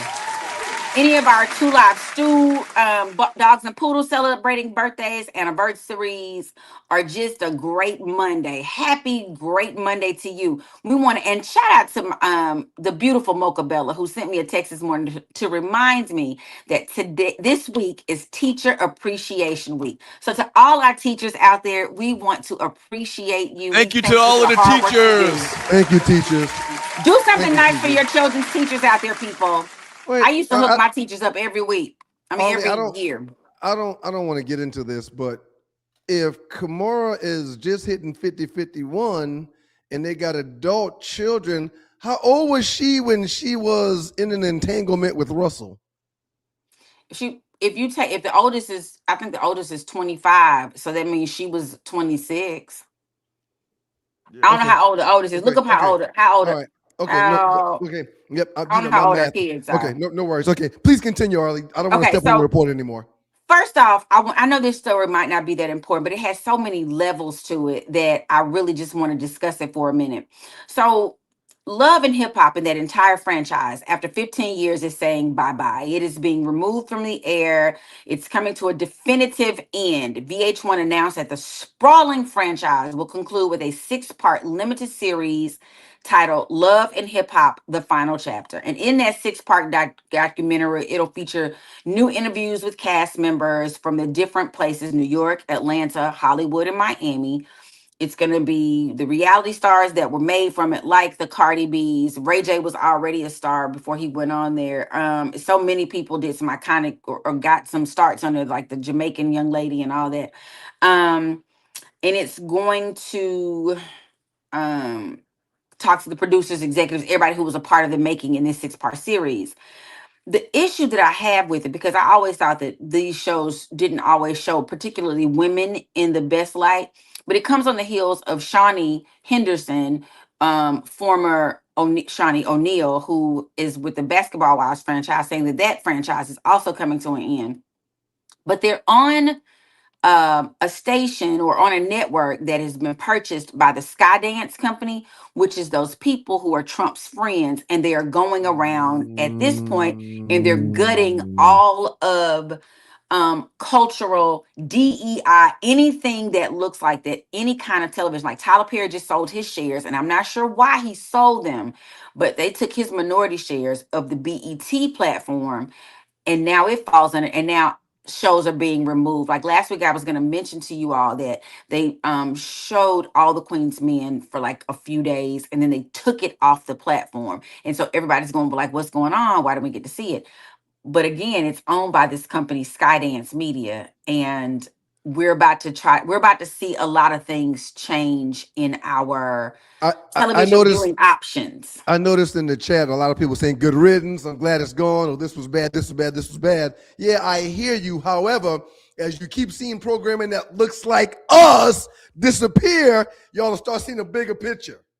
Yeah, and anyone who sided with us, anybody who sides with it, like Stephen Colbert show was canceled because he was siding with Jimmy Kimmel, which they tried to have him fired multiple times because of that. So what it looks like we're leaning, and if you go look up the long list of companies that they have, and they're in a big, I have a good friend who works for what I don't know what they're called now, CNN, whatever they're being acquired by where they're under, it's about to happen, and they're fighting on their end tooth and nail not to be acquired, because what that then does is make us look like the Soviet Union, the China, where we watch what they tell us to watch. And we only get the news they want us to get us to see. Platinum Boy TV, I hear you and I understand, but key words what Arley just said, it's not just going to stop with that type of programming. Not just that. Every kind of programming that involves this is going to be disappearing. And because I wonder, like CBS has Quita Brunson's show, Abbott Elementary, which I think is hilarious. And shows like that, are they in danger? Because we don't have a lot of non-reality shows that show us, which we would love them. But do you remove people, shows like Will Trent, who have Black people that are getting opportunities because it's shot here in Atlanta? So, are they going to take this soap opera? Because it is it's a Paramount show. It is a CBS and NAACP. Well, NAACP is as woke as you're going to get about Black things. So So listen, I'm 56 years old now. I said this earlier. And I feel like that we having these conversations like with Dolores. What was that lady name that hated rap? She was trying to get. Yes. What was her name? Dolores. I cannot remember.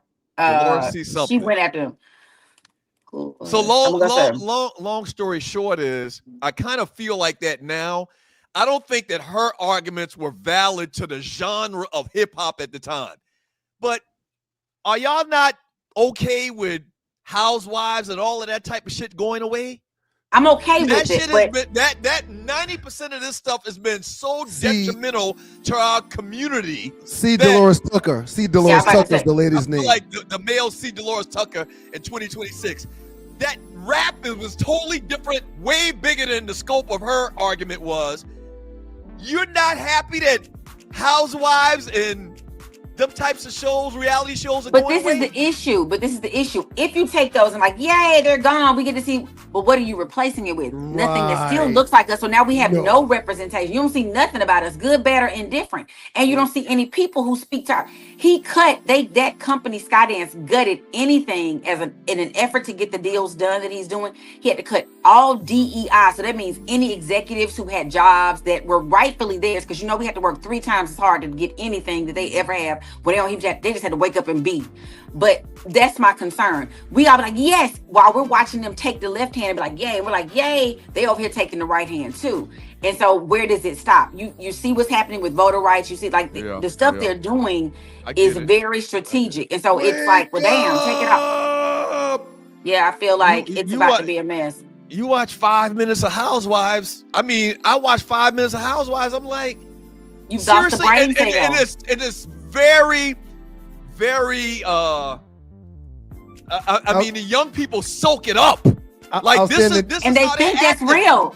They think that's real. They go to restaurants and throw drinks in each other's faces and fight. Nah, who could all that stuff because that's what they see. I see young women today really marking themselves or acting like Cardi B and like Meg Thee Stallion, like they want to be them. Like they're influenced by these chicks to the highest level.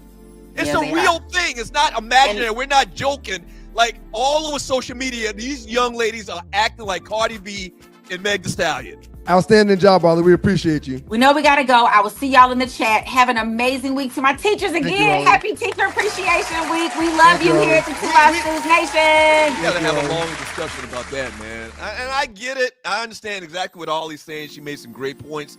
But I mean, not having Meg Thee Stallion, not having your daughters or your granddaughters, in my case, at some point, not having your granddaughters mock Meg Thee Stallion and Cardi B, is that not a good thing? Meg Thee Stallion and Cardi B are also assisting and providing communities with assistance because of what they do. They've got the bags. They've got the bags. They do good in the hood. You just don't care to talk about it or learn about it. I don't know about it. I would talk about it if I knew about it. I don't know about it. I didn't know about that. I didn't know they were doing good in the hood. Up next, story number 3. DJ Metcalf is in the news again. We'll talk about why. Y'all keep it locked. Yeah, man. I mean, Meg Thee Stallion, she's got a song, not Meg. Cardi B got a song called Wet Ass Poontani. With that one long gray hair at the bottom of your chin. Yeah, man, it is what it is. So he's just totally repelling the Beijing? I don't use any Beijing, man. I let them express themselves. Like we are going to express ourselves when people book the stews. Larry Brown, 404-895-9395. Repasses, funerals, open mic nights, bar mitzvahs. Yes, bar mitzvahs. Yes. Yeah. I would learn more about the culture before getting booked for one. But if I get booked for one, I'll damn sure come do it. Anyway, book the stews. 404-895-9395. Call our guy Larry Brown. Email him sme.larrybrown@gmail.com. Tailgates, strip clubs, scripper clubs. We do it all. Dropping the kids off at school, picking the kids up from school, going to the kids' school for recess. We do it all. Draft parties. We do it all. One thing we didn't mention, or we forgot to mention, so let me mention it. 4 small feet.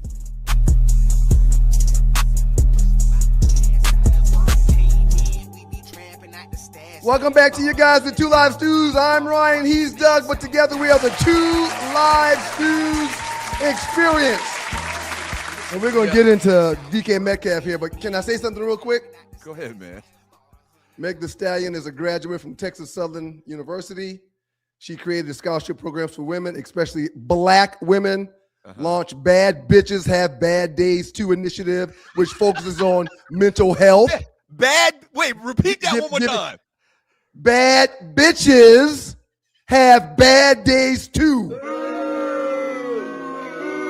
It gives black women that look like her therapy access and mental health awareness for young women. But it's called what? It's called what? She's a bad bitch. Do you agree or not? Okay. Giving back to Houston, donates food drives all the time. She's assisted senior housing facilities, helps families in need in her hometown. She does health and wellness stuff for the community all the time. Cardi B donates money and supplies to schools in the Bronx, paying for college tuition, for supplement scholarships for several children. Look, man, just because you don't know what these people are doing, don't disparage them or talk bad about them. They're doing good in their hood. Well, somebody said it in the chat, and I can't find it. I tried to start, but it scrolled past. You're creating a negative narrative. Hold on. Nino Brown gave away turkeys on Thanksgiving. Right. Do we ignore the drug dealing? I think it's important for people that don't have the means to get a turkey. Shouts out to Nino Brown in this bitch. And that's a movie, Doug. That's a movie. No, it's but not real. That's a great analogy. Nino Brown gave away turkeys for Thanksgiving. Do we ignore the drug dealing? But it's just not a real analogy, and the ones that I gave you just now are real. It is a real analogy. No, New Jack City was a movie, Doug. It's not a real analogy. Do you understand what the term analogy means? Dig better. Do better than something that was scripted in Hollywood. Do better than that, Doug. All right, Cardi B and Meg Thee Stallion are doing good in their hoods. The Stews do good in our hood. You don't overlook that, do you? We damn near own the church down there. You don't overlook that, do you?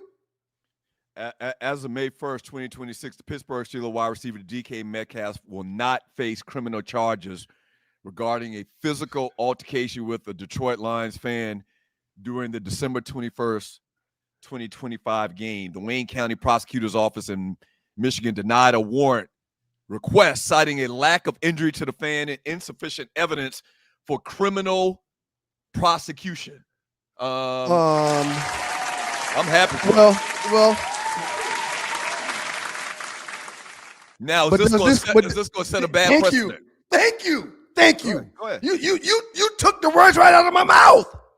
Does this now tell other ballers on the sideline or at the back of end zones where fans hang out, where players jump in the stadiums, seating? Does this now tell those players that, hey, if I get in an altercation with the fans, it's going to be okay? I can put my hands on the fans. Well, Confidence claimed that the fan used racial slurs and derogatory language towards Metcalf's mother. However, Kennedy's attorney, that's the guy's name that he jacked up, denied this, stating that the fans was only using Metcalf's full name per Yahoo Sports and Fox News Digital. That's a lie. DK didn't grab that man because he was using his name. He grabbed that man because that man was saying things that was negative about him or his people. However, as a former player, I still believe in my heart of hearts that he had no business touching that man. Mm-hmm. It can't work like that. It can't be okay for the athletes to touch the fans in the stands and the stands to throw things at or touch said athletes while they're working. It can't be that way. Donate to the show to the bottom right, if you could. Despite avoiding the charges, the NFL previously suspended Metcalf for 2 games in December 2025, a decision that was upheld upon repeal, resulting in $555,000 and lost salary and voided guarantees. How many weeks was he out? How many games did he miss? 4 games. No, 2 games. 2 games. So he's making a little around a quarter of $1,000,000 every game he plays, man. The fan, Ryan Kennedy, is still pursuing a $100 million civil lawsuit, See, this is what they call one of them frivolous lawsuits. It's a shakedown. The whole world saw that the dude grabbed your shirt or whatever. He didn't punch him or anything like that. This is bullshit. Why are you trying to get $100 million from somebody to grab your shirt after you call a mama out her name? I think Arley has something she wants to say. Let's bring Arley in. Arley, what's your thoughts on this? Hey, DK Metcalf was one of my stories until I looked at Doug's rundown. Shout out to Doug. So it's a lot behind this. I think the man is suing him because he's saying that. So news outlets, because Ocho Cinco used to play with Metcalf, or they know each other. I don't know if they played together or not. He went and they said something. I don't think they played together. They didn't play together. Okay, but he knows him. And so he said that, I guess he got from Metcalf that the man said something racial to him. So Ocho Cinco ran with it. The reason for the $100,000 lawsuit is because $100 million lawsuit is because he's saying it's defamation of character. Like, he told everybody that he was a racist, and now that's not true. But we don't know what he said. Second, they had a run-in 2024 where Metcalf reported him to security prior to at a Seahawks something. Thank you, Arley. And this isn't the first incident with that particular man. But because it wasn't, I guess they investigated and he got to keep his season tickets, nobody did anything about it.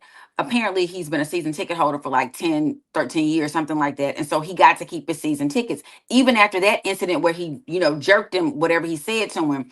And you can tell the man, he had on blue hair. He looked like to be drunk, which they often are. Probably said something sideways. And I just don't want to hear it. I don't know what you said. You call me. I snatch you out of the thing. Ryan, I disagree. I think that if these folks knew there were consequences to some of their actions, they stopped doing some of this dumb-ish. Because they talked like with Cardi B. I was glad when she won her lawsuit. So he's still being sued. But the big thing is this dude lost $500,000. And there's clauses in his contract where he could lose $45 million behind this incident. Well, that's gone already. Well, they said the Steelers said I read later that the Steelers said they're not necessarily going to do that. They can exercise that clause, but they don't have a reason to do that. They're thinking he's not going to lose it, but they probably will. It's $45 million only. They're going to do all they can to keep that in their pocket.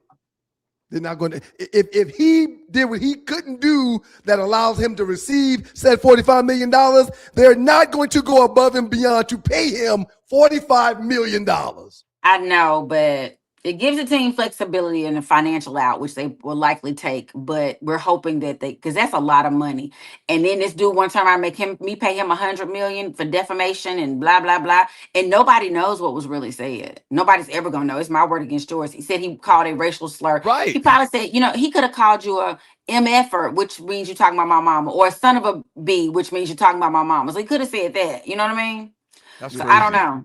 Yeah, we appreciate you, Arley. He gonna miss that 100,000. Was it 100,000? You said? It's about 250 grand a game. Yeah. Thank you, Arley. We appreciate what was the amount that he paid? I got it right here. He paid 500. Well, he lost 500,000 for the missing of 2 games. He is being sued in a civil suit for $100 million. Right. And then the team in that clause with it's a guaranteed money with conduct detrimental clause. Right. It's a conduct detrimental clause with null and voids, and that would be $45 million. The statistics of how quick NFL players go broke. Thank you, Arley. The statistics about how fast and how soon after they retire from the NFL players go broke. He gonna miss $555 grand in 10 years. Chances are. Oh, no question. He's going to miss $500,000 in 10 years from now. No question. For 2 games. So you're getting $250,000 per game. Your contract is so-and-so, blah, blah, blah. But yeah, it's still, I don't care how much you're making, how much your contract's worth, it's still $500,000. $500,000. Mm-hmm. That's a lot. Yeah, man. With a little 10% interest on that money, compounded over, it's a lot of money. He gonna miss that money, man, and I hate it for him. And also, at the end of the day, let me say this too, because I know Arley's still listening and she can still hear us. Another big reason why the Steelers, in my eyes, will do all they can not to pay that $45 million bonus is because they signed him expecting him to do one thing for the offense and the team, and to date, that one thing hadn't been accomplished. So they've got to question the amount of money that they're paying. Let's make sure. What's the one thing you were referring to? Maybe 80 catches and over 1,500 yards a year would be good. Yeah, to be paid the kind of money he's making. You're making $250,000 a game. I need you to affect every game. He's not doing that. I don't think he produced to the level where they thought he was. I agree. Nowhere near. So you're saying they're going to use this as an excuse to shake him down, and the contract says, you're going to behave one way, but you did this. I'm sorry, DK. We can't give you that bonus. I hope they give it to him. But yeah, man, I'm in the business of making money, not giving my money away if you do things you're not supposed to do. Okay, let's y'all want to do the tree? Do we have time to do trending topic number 4? Okay, yeah, we got plenty of time, man.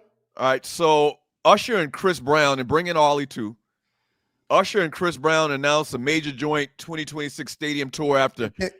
I'm not usually on her side, but you do know that Arley was already on the screen when you directed Tree to bring Arley in. You do know that, right? Nah, but I just thought about let's do this now since we got some time. Okay, no problem. Arley was going. Okay, I'm listening. Go ahead, I'm listening. So Chris Brown and Usher are doing this stadium tour in 2026. 33 dates in Denver with stops in major cities like LA, Chicago, Atlanta, and Las Vegas before wrapping up on December 11th in Tampa. Chris Brown was on a tour last year as well. The 2026 tour has faced online criticism with some fans calling for a boycott due to Chris Brown's historic domestic violence. That thing is still going on. He dismissed criticism on Instagram, labeling detractors as fake, woke, and Karens. Tickets are in high demand. They went on sale to the general public on April 27th, with pre-sale starting earlier. So this had us thinking the top 10 concerts from last year. Coming in at number 10, Post Malone. Are y'all familiar with this Post Malone guy? I am familiar with Post Malone. Y'all know some of his songs? How about you, Arley? He's a Nordic, but he makes pretty good music. He sings that he has a song with Beyonce on the Carter album called Levi's. That was him on and he's lost a significant amount of weight. Okay.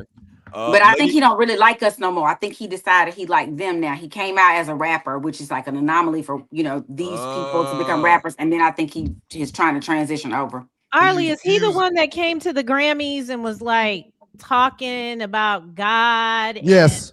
Okay. Yes, that's him. Who he is. So he's saying, he's tatted up everywhere. Yeah. He used to be much heavier, but he has lost a significant amount of weight. Wow, he did lose a lot of weight. He lost like half of himself. Yep. What was that white girl that was that T.I. brought into the industry, and she was a rapper. The Australian? Yeah. Azalea, Ziggy. Azalea. So good job, Tree. Basically, old boy used us our community as a stepping stone. Ooh, hold on, guys. Make sure y'all talking about Post Malone and not Jelly Roll. I'm not talking about Jelly Roll. Okay, Post Malone. All right. Post Malone. I'm about to look up right now. Does he still rap? Because I think he switched over. I think. So Lady Gaga made $208 million last year in gross. Imagine Dragons $250 million last year. Do y'all know anything about Imagine Dragons? I've never even heard. I've heard of them, but okay. I don't know anything about Chris Brown. I mentioned Chris Brown was on tour last year, made $300 million, right at $300 million. The Weeknd, $306 million at number 6. Number 5, Shakira, $320 million. Number 4, Kendrick Lamar and SZA, $358 million. Damn.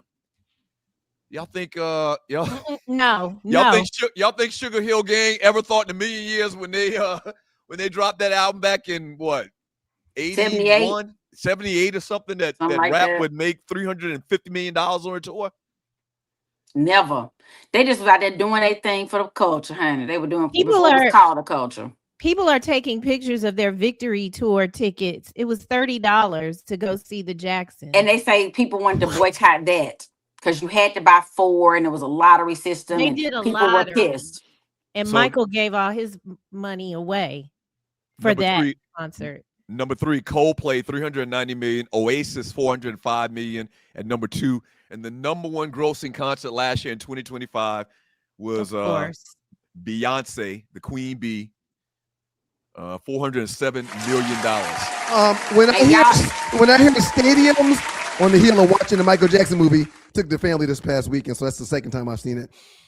When I hear stadiums being played, it makes me think about Michael Jackson. Right. It makes me think of Prince because they played stadiums. They packed stadiums. The Michael Jackson, when he did Dodger Stadium, had 6 shows that was packed. So it's hard to pack a stadium. Shouts out to today's entertainers that have the ability to do so. I just don't understand how we gonna go with these tickets because I haven't seen. I feel like somebody showed me. Like, remember we went to back when the concerts were at the Omni and that was like your state, whatever. I remember paying like $19 or some change. I know my mama was not paying. You want me to give you $500 and $600 for one ticket now? That is so crazy. And I understand you talented, but God, it just can't be that much talent. Everything is more expensive, man. Inflation is real. Since the orange dude's been back in office, everything is going up. What was your question? It's a trickle down effect. Oh, the question is the question is, when you're watching Two Live Stews Experience. Thank you for staying on. We appreciate you. Funny. Today is hilarious. The question was, what was the most expensive concert you've been to? Beyonce. See, I never Beyonce and Jay-Z. Beyonce and Jay-Z. And I was mad when Jay-Z did the 2 best, what it was with Timberlake. I went and I was mad then that my friends, I told them yes before I knew how much the tickets were, and they were like $200, and I was mad. I was like, I don't want to pay this much to see them, but I had already committed to going. And when you went to see Prince at the Fox that April of 2016, my ticket. I gave my mother those tickets. They were expensive. I don't even remember. They weren't that much though. My ticket was not that much. My ticket was under $200. I know it was. Right. Yeah, it's crazy. Yeah, Prince was always big and like he did not price gouge like that. And when you went, which was smart marketing for him, you got a whole CD. So you gonna get you getting some money right there. One of my I brag on it all the time. I saw Prince in his last concert at Phillips Arena. And I think I paid. It wasn't his last concert. It was. Yes, it was. He died like 2 days ago. No, that was at the Fox Theater. It was in 7 and a 10. I went to the 7 o'clock. Wait a minute. He performed at the Fox after he performed at Phillips Arena? He did not perform at Phillips Arena before he died. I saw him at Phillips Arena. But he wasn't that. I don't know. You might have saw Prince. Doug. But I'm telling you what I know. His show was at the Fox, Doug. Thank you. Last show on Earth. It was in April, right, Arley? Yes, it was April 7 and a 10 p.m. showing. I just asked the question, did he perform after he performed at Phillips Arena? Y'all said no. That's not what happened. No. We didn't say he performed after. He didn't. The final show was not Phillips Arena. It was not. Okay. He did do Phillips Arena some years before Doug. Right. He had 3 shows at Phillips Arena. I went to those 3 shows. The show was at the Fox, Doug. It's okay. The show was at the Fox. Look it up. Where was Prince's last show? You don't have to. You don't have to. You had to. Arley, outstanding job. We appreciate you. Up next in the doghouse, we'll get to the last 48. We got a great last 48. Y'all make sure you keep it locked. And don't forget to pull up on us tomorrow at Sauce for Cinco de Mayo. We'll be there at 3 o'clock. And lastly, shouts out to the good folks at WGPR Hot 107.5. Last 48 up next. Keep it locked. I kept making Prince go to Phillips Arena. He making Prince. You're telling everybody something that we're trying to tell you, but it's amazing. I don't come to Spindle. Are you coming to Sauce in Buckhead with me?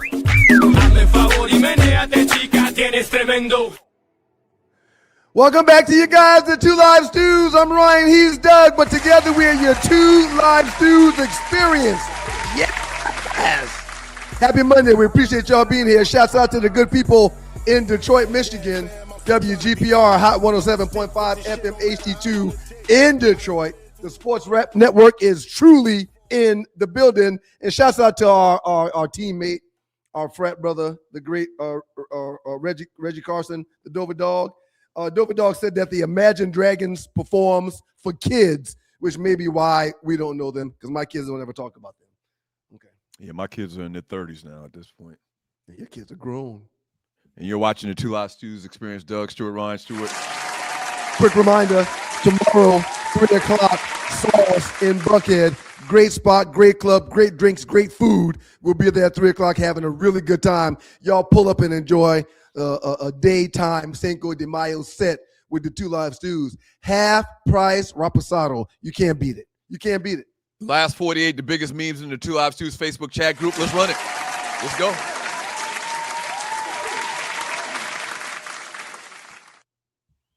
You had a couple of good ones outside of this list. We'll talk about that in a second. Top 10 impossible streaks in sports history.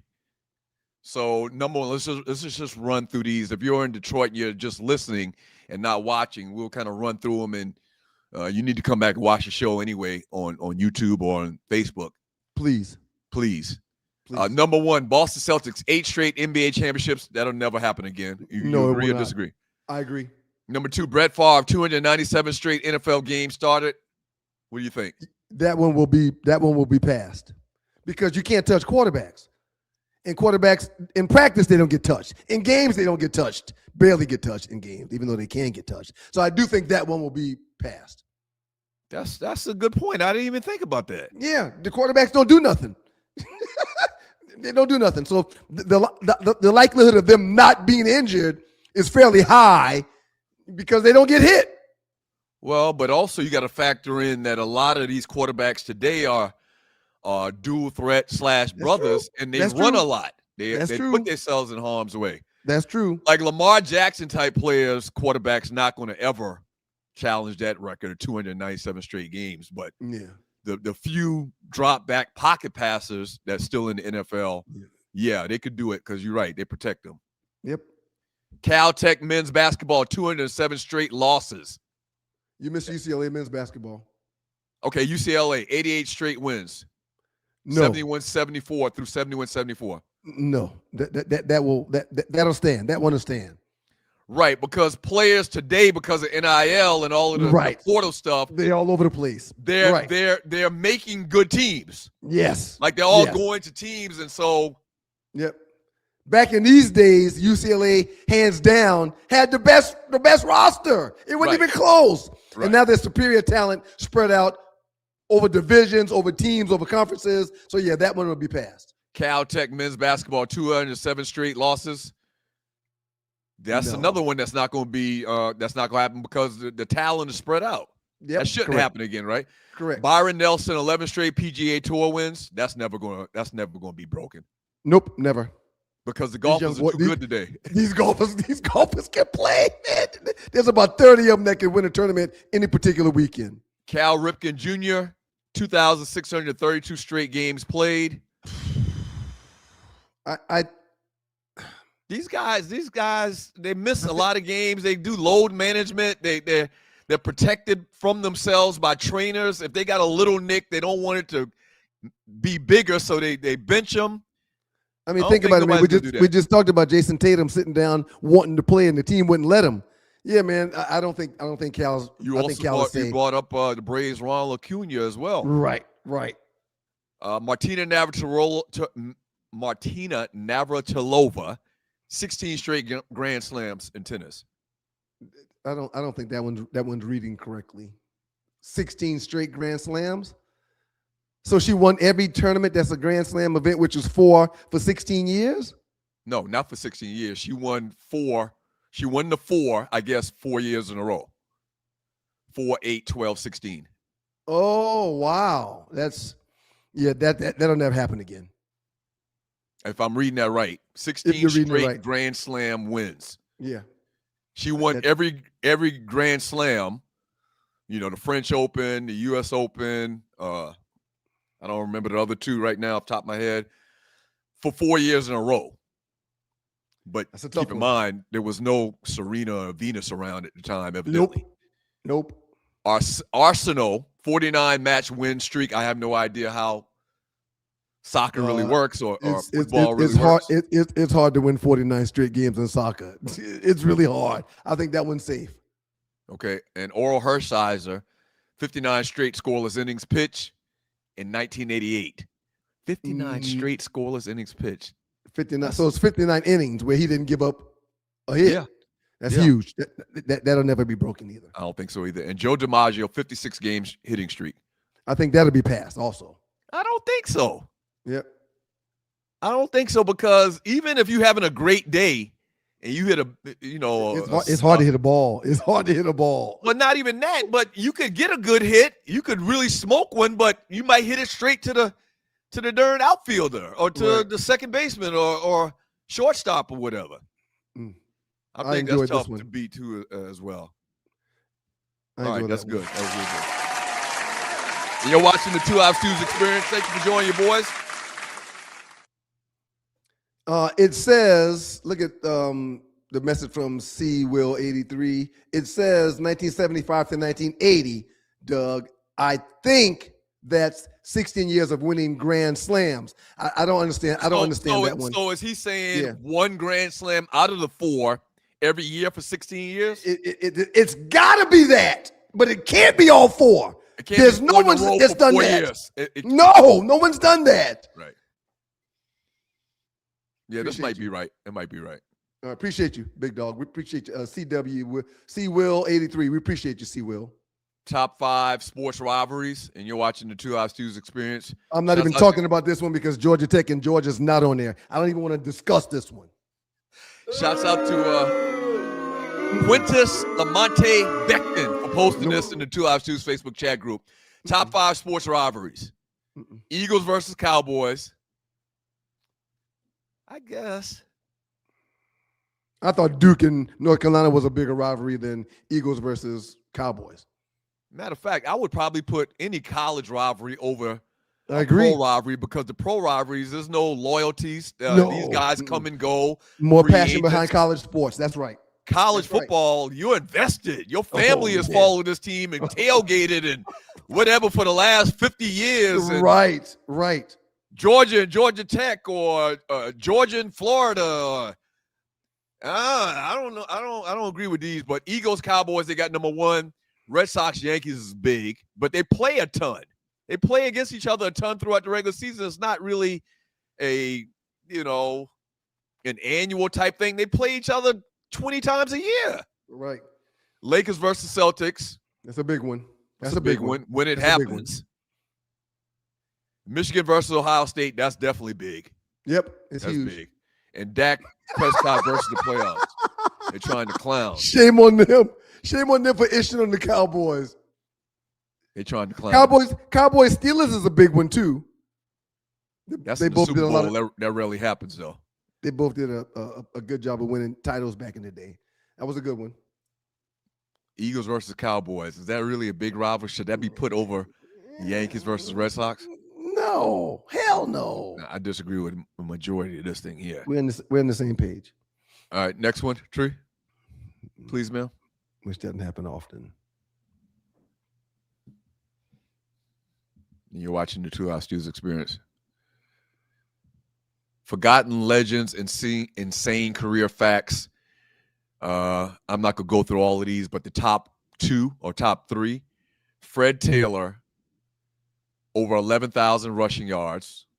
That's big for Jacksonville. But it's just Jacksonville, which is why people don't really care. But they have a column on why they were forgotten. He was overshadowed by bigger running back names. Okay.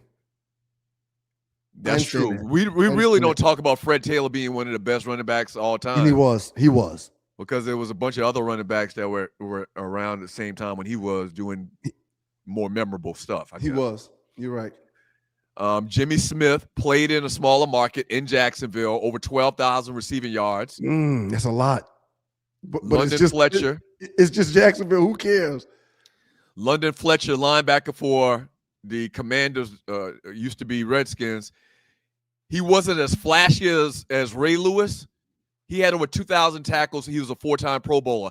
I think his stats across the board, London Fletcher's stats are better than Ray Lewis. But he was a great, because he didn't do all of these dances and stuff like Ray Lewis used to do, and they didn't win Super Bowls like Ray Lewis, even though he had better stats. Yep. Most people think of Ray Lewis when they talk about linebackers during that era. He was just a player. London was a real player. And the last one, I'm gonna skip Rod Smith because nobody cares about him. in this market. Warwick Dunn, undersized and underrated, 15,000 plus scrimmage yards. And Warwick Dunn is giving away like right at 1,000 houses, I think. For single mothers. For single mothers. Have kids. Yeah. Shout out to the great Warwick Dunn. Every time I say his name, I say the great Warwick Dunn. Played against him at Florida State, played against him in Detroit. He is a great, but one of the smallest people in the room. Every room he's in, phenomenal running back. As a matter of fact, I think Doug might even be an inch or two taller than Warwick Dunn. He's a legit 5'8". Yeah, he's a legit 5'8". And when he came to the NFL, he had to be 160 something. You've got him by an inch because you're a legit 5'9". You got him by an inch. All right, Tree, thank you. That was a good one. That was a real good one. Even though we didn't get into all of them, those were good. Yeah, those were good. And you're watching the Two Ops Tuesday. Shouts out to the good folks in Detroit, WGPR. We appreciate you, Hot 107.5. Shouts out to Johnny Bullock Jr. And reposted by Michael Wilson in the Two Ops Tuesday Facebook chat group. Top 10 small forwards of all time. Let's start at number 10, Dominique. Number 9, Paul Pierce. Number 8, Kawhi Leonard. Number 7, John Havlicek. Number 6, Baylor. Elgin Baylor. Number 5, Scottie Pippen. Number 4, Dr. J. Julius Erving. Number 3, Kevin Durant. Number 2, Larry Bird. Number 1, LeBron James. Wow. They put LeBron at 1. How would you correct this? How would you change this? I think Dominique could be a little higher. I don't know if I would put Kawhi on there because Kawhi just is missing in action so often. I don't know much about Havlicek, even though I read about it and heard about it.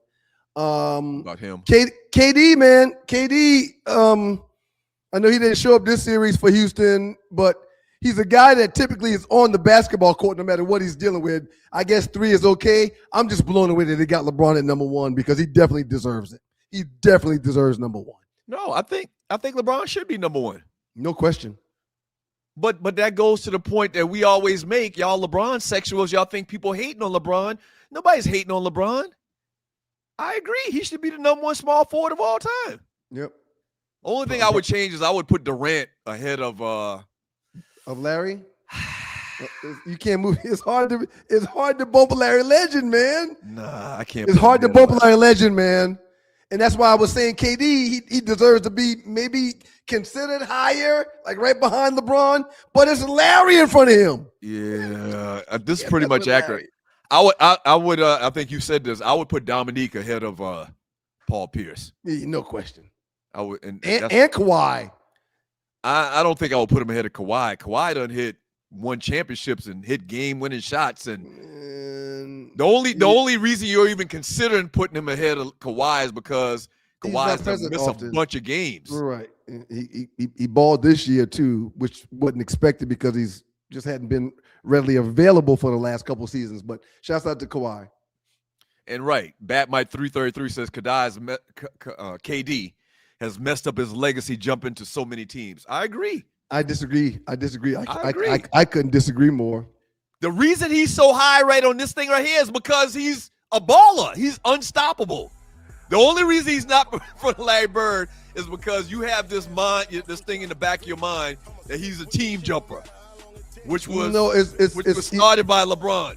I don't think there's any term known as a team jumper. I believe the term is called the term is called free agency, and that's in all sports. These guys can move now. They're not forced to stay someplace they don't want to be. They're blessed to have the choice to go someplace else for whatever the reason is, and that's not a bad thing. As a matter of fact, you're one of the biggest free agents in the world of employment that I know. No one has jumped more jobs than you, but it's okay. Why? Because you chose the betterment of yourself and your family by making more bread. Congratulations. These guys doing the same damn thing. Julius 29C, KD has been traded multiple times, went to Golden State Warriors and Brooklyn as a free agent. That too. Yeah, the teams have traded him to receive other assets. So if a team can say, you know what, we're going to take these 3 players instead of you can go, congratulations. If a player says, my free agency's up, I want to go someplace else, congratulations. Who's a better basketball player? KD, forgetting all of the politics and he jumped teams and this, that, and the other. Who's a better basketball player? Just from the eye test, KD or Bird? Oh, KD. So why didn't you want to put him ahead of Bird? Because Larry's a legend. But no, KD is 7 foot tall. If I had to pick one, I'm taking KD. You know what? The hell with Bird. Bump Bird back to 3, put KD at 2. The hell with Bird. That's my point. Put him back 1 and bump KD up. All right, we gotta go to break, man. You just shut up, boy. You shut something up. else, man. You something else. When we Detroit, get back, we love you. We see you on Thursday, Detroit. Thank you very much. As a matter of fact, Detroit, catch the rest of the show by going to YouTube, and we'll be there.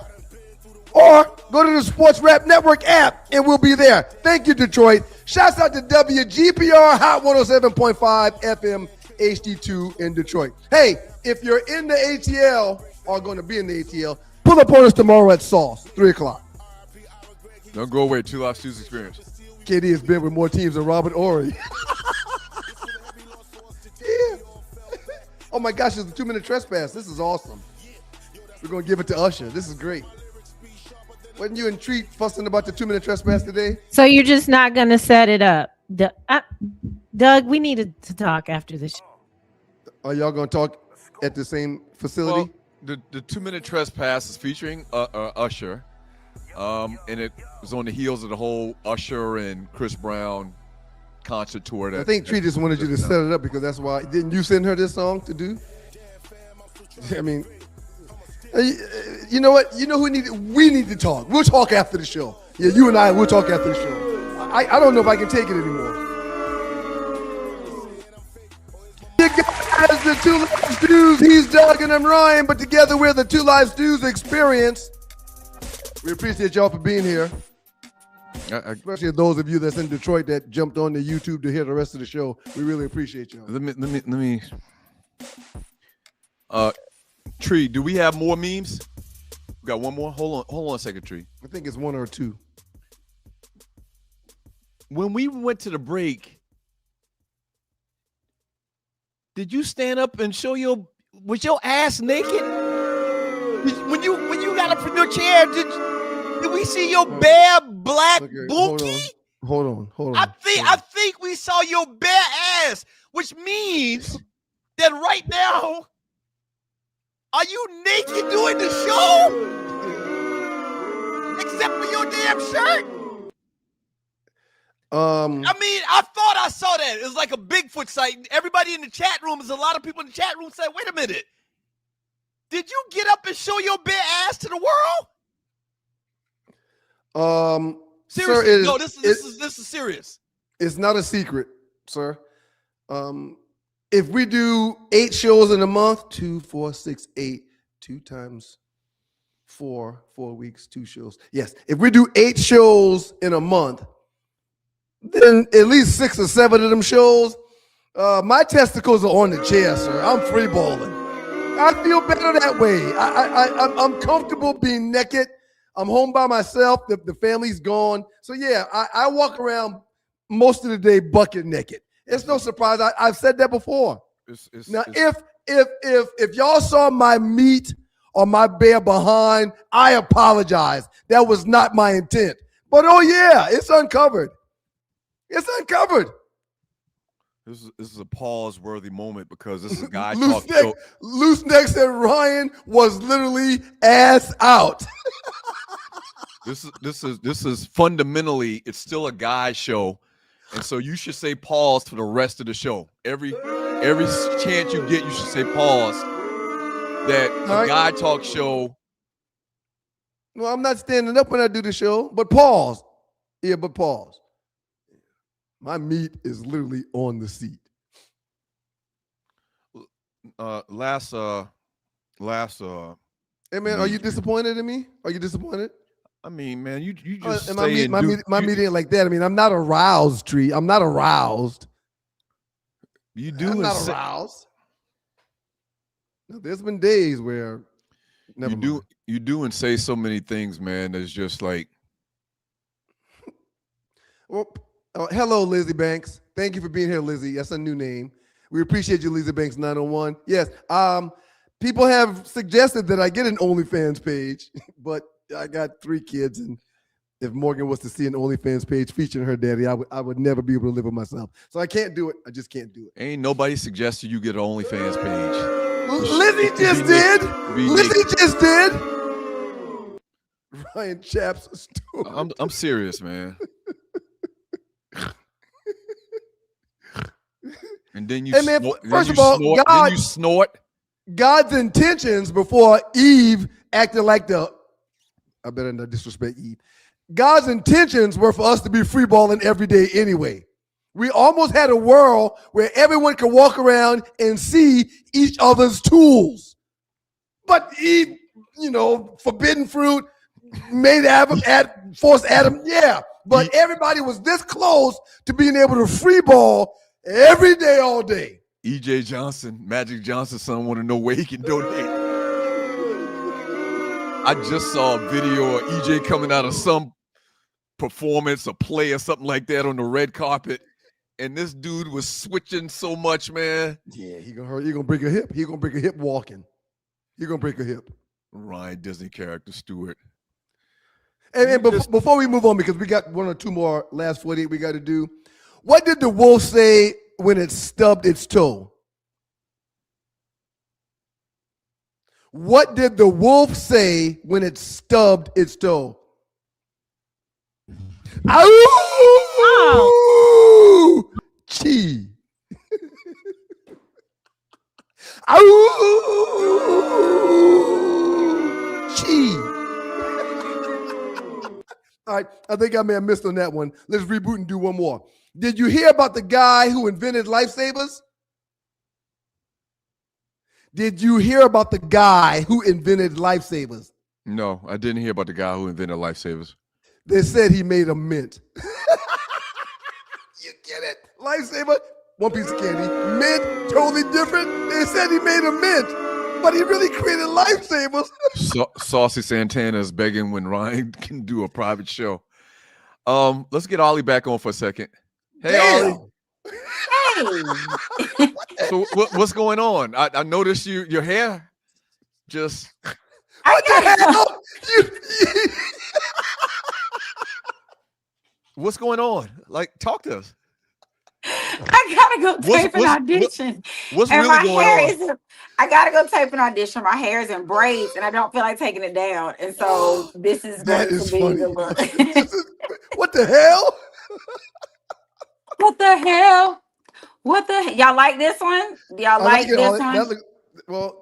Not really. Ollie, I didn't see you. It looks fine to me. I didn't see you yesterday. You didn't come to church yesterday, did you? I did not come to church yesterday. Okay. My flight got back, and I was so tired I had to fly to Virginia, and I was so tired on the way back that I had to take a nap. And then I celebrated with some friends.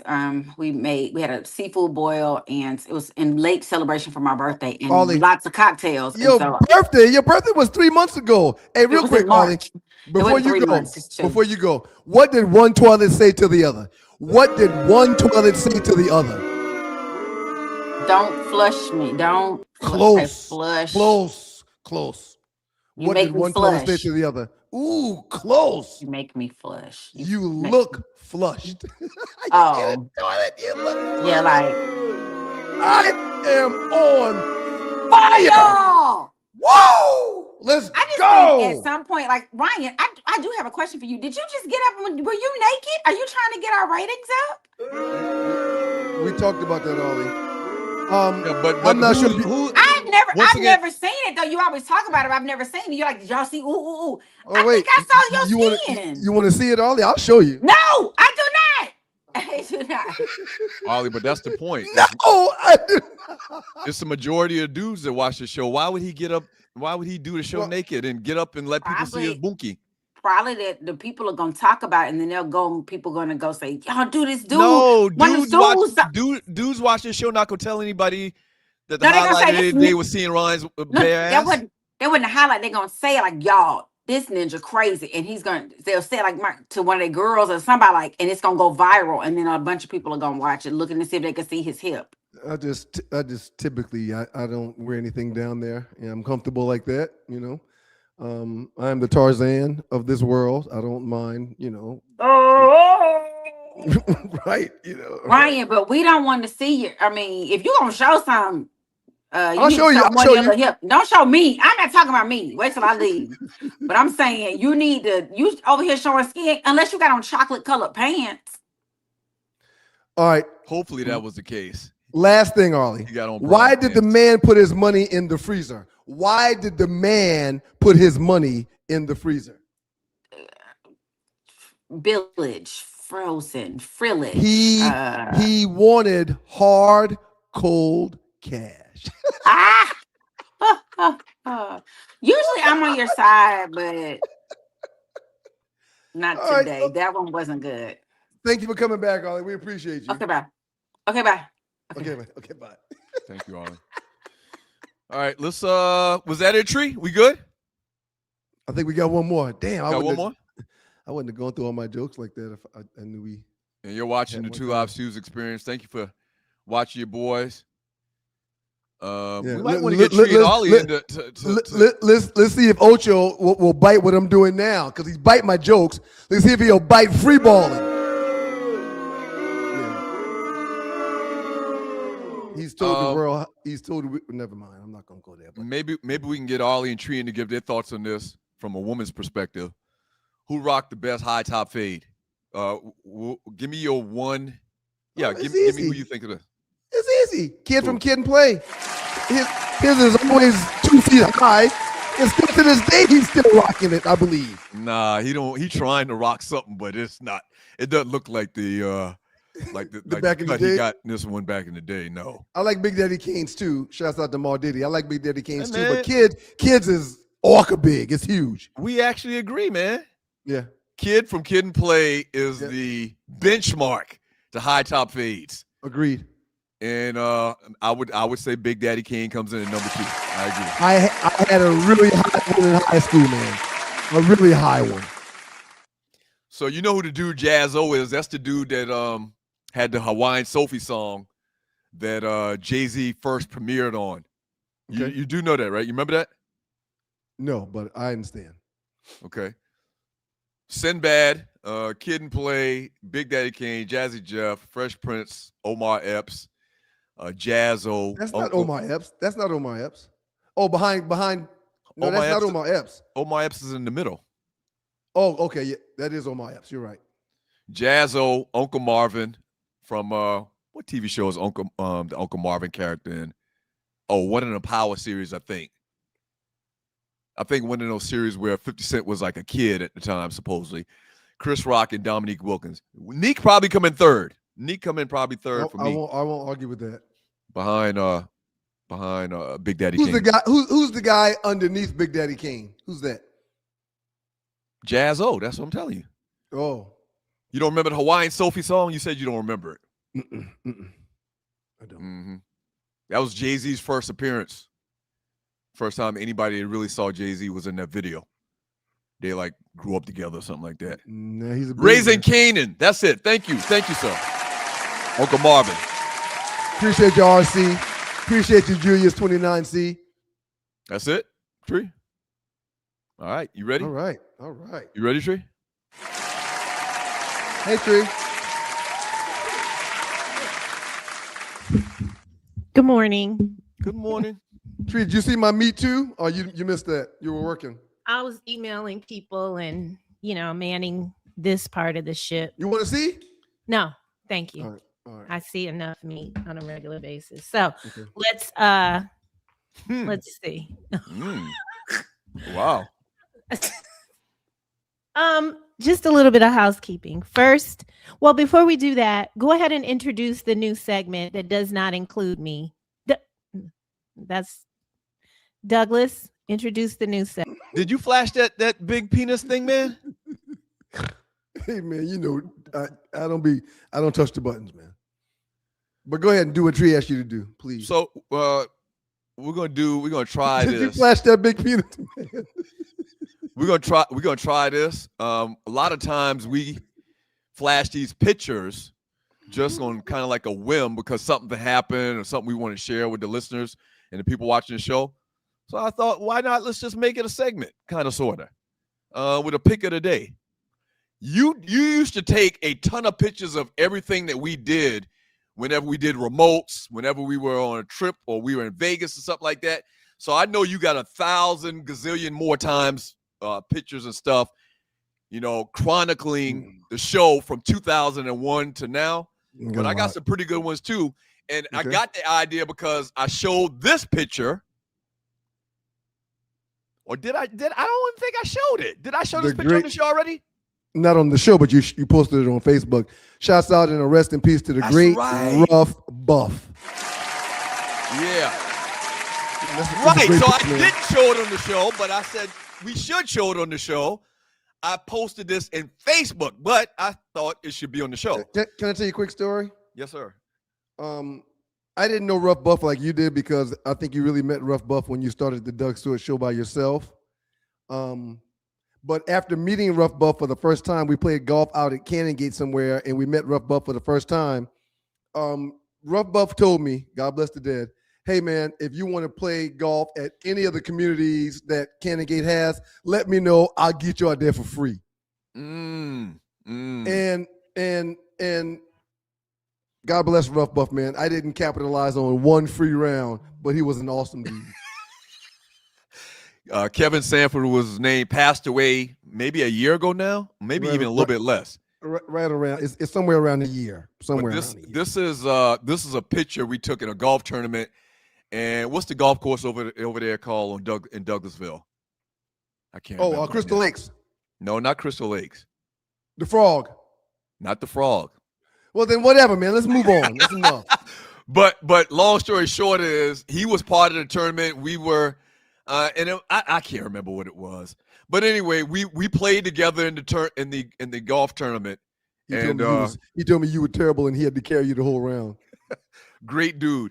You can't tell from him sitting down right here. And I just realized Rough Buff looked like our cousin Steve, kind of sort of in this picture. Screw that guy. But peace, Rough Buff. Rest in peace. Rough Buff is like 6'9". He was like 6'9", 6'10". Played college basketball and good dude, man. Rest in peace. Gone way too soon. That's crazy. All right, so what you got, man? This one right here. This is mine.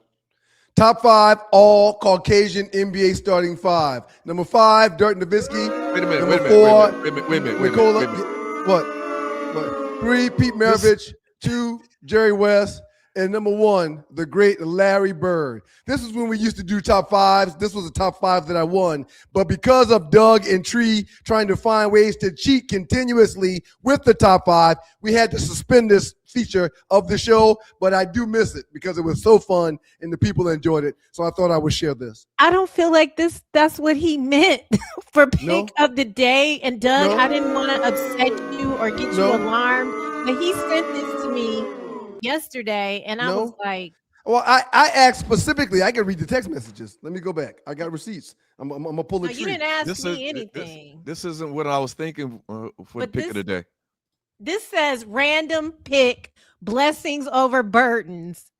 And Need to explain what you mean in this. I'm missing. I want to try something called pick of the day. Look through your old picks and send an interesting one to Tree before the show, and we will discuss it on the show. And so you thought you have this in your camera. You thought from that, you thought this is what I was talking about.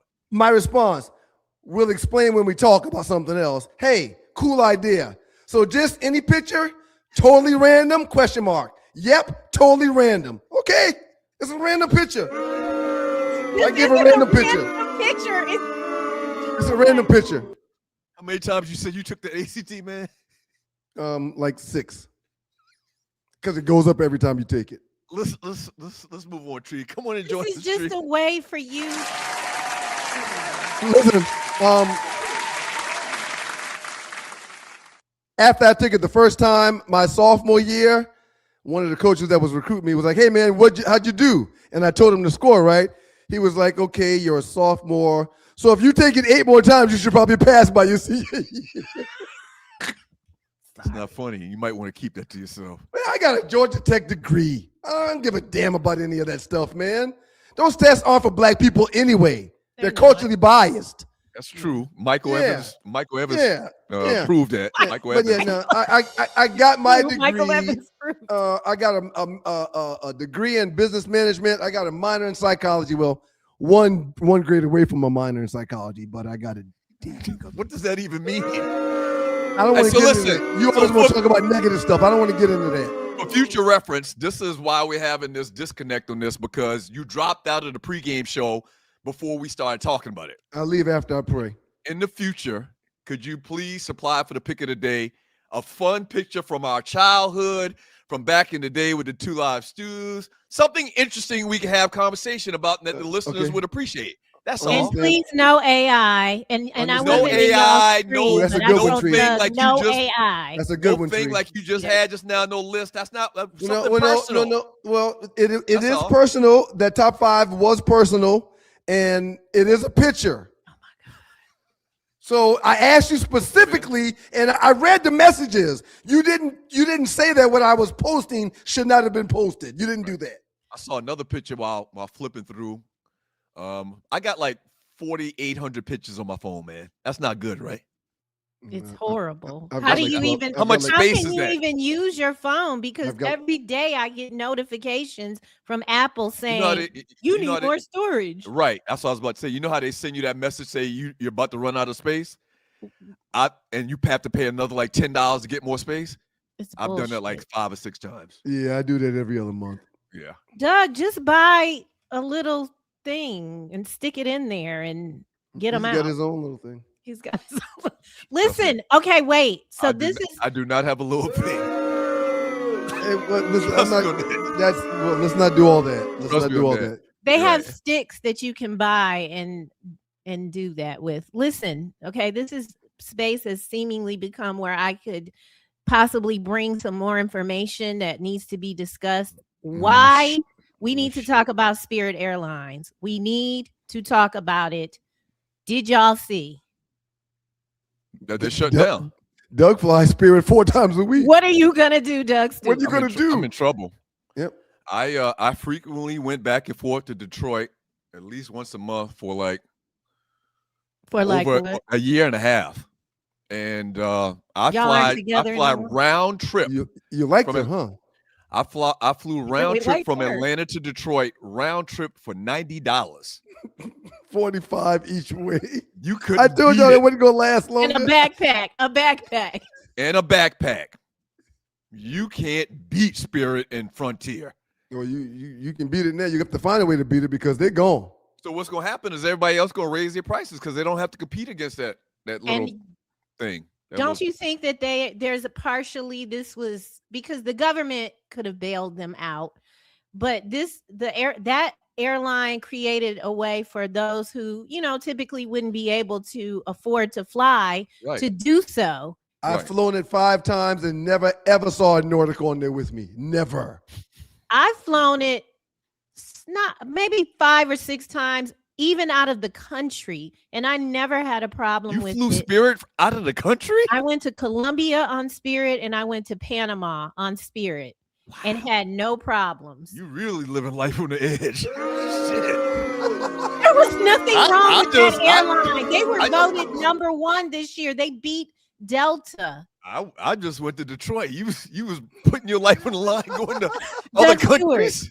In 33 years, they never had a fatality. No, I'm just joking. I'm just joking. I mean, that's why I always say, like, they're going to be extra safe because there's this bad reputation or connotation about the value airlines that they're going to make sure and be extra careful so they don't have a mishap. Yeah, I love Spirit. He bought a Spirit plane yesterday. It's in his driveway right now. Right. So you do know that there are people on the internet trying to pool their money together to bail out this company. Delta buy all their planes from them for little to nothing, paint them up, change a few things, and put them back in the air. And you know how my mind always is in conspiracies. Peace, Clyde. We appreciate you, man. So Trump and the government doesn't bail Spirit out, right? Which means that the other airlines are going to be able to raise their prices. Which means the reason why Trump did this is because he probably made some backdoor deal to get some money under the table from the bigger carriers. Allegedly. Allegedly. I can see that happen because he's a crook.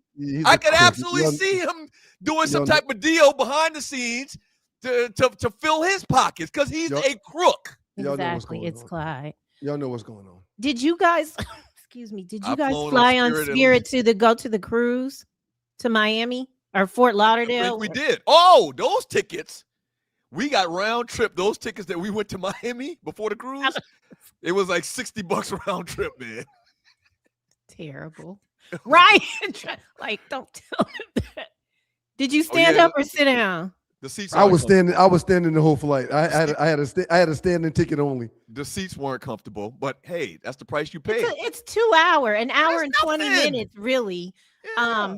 Now in Europe, all the flights are like that usually. Like, it's very cheap. Once I got to Paris, I can fly to Italy for $35. But this is America. It's America. Well, yeah. Once you get overseas, you can get those little puddle flights, and you can fly someplace for $75. Quick flight. Flying Spirit, you got to strategize too. You bring on a bag, your ass paying $250. The bag is $200, but your flight is $40. Oh my God!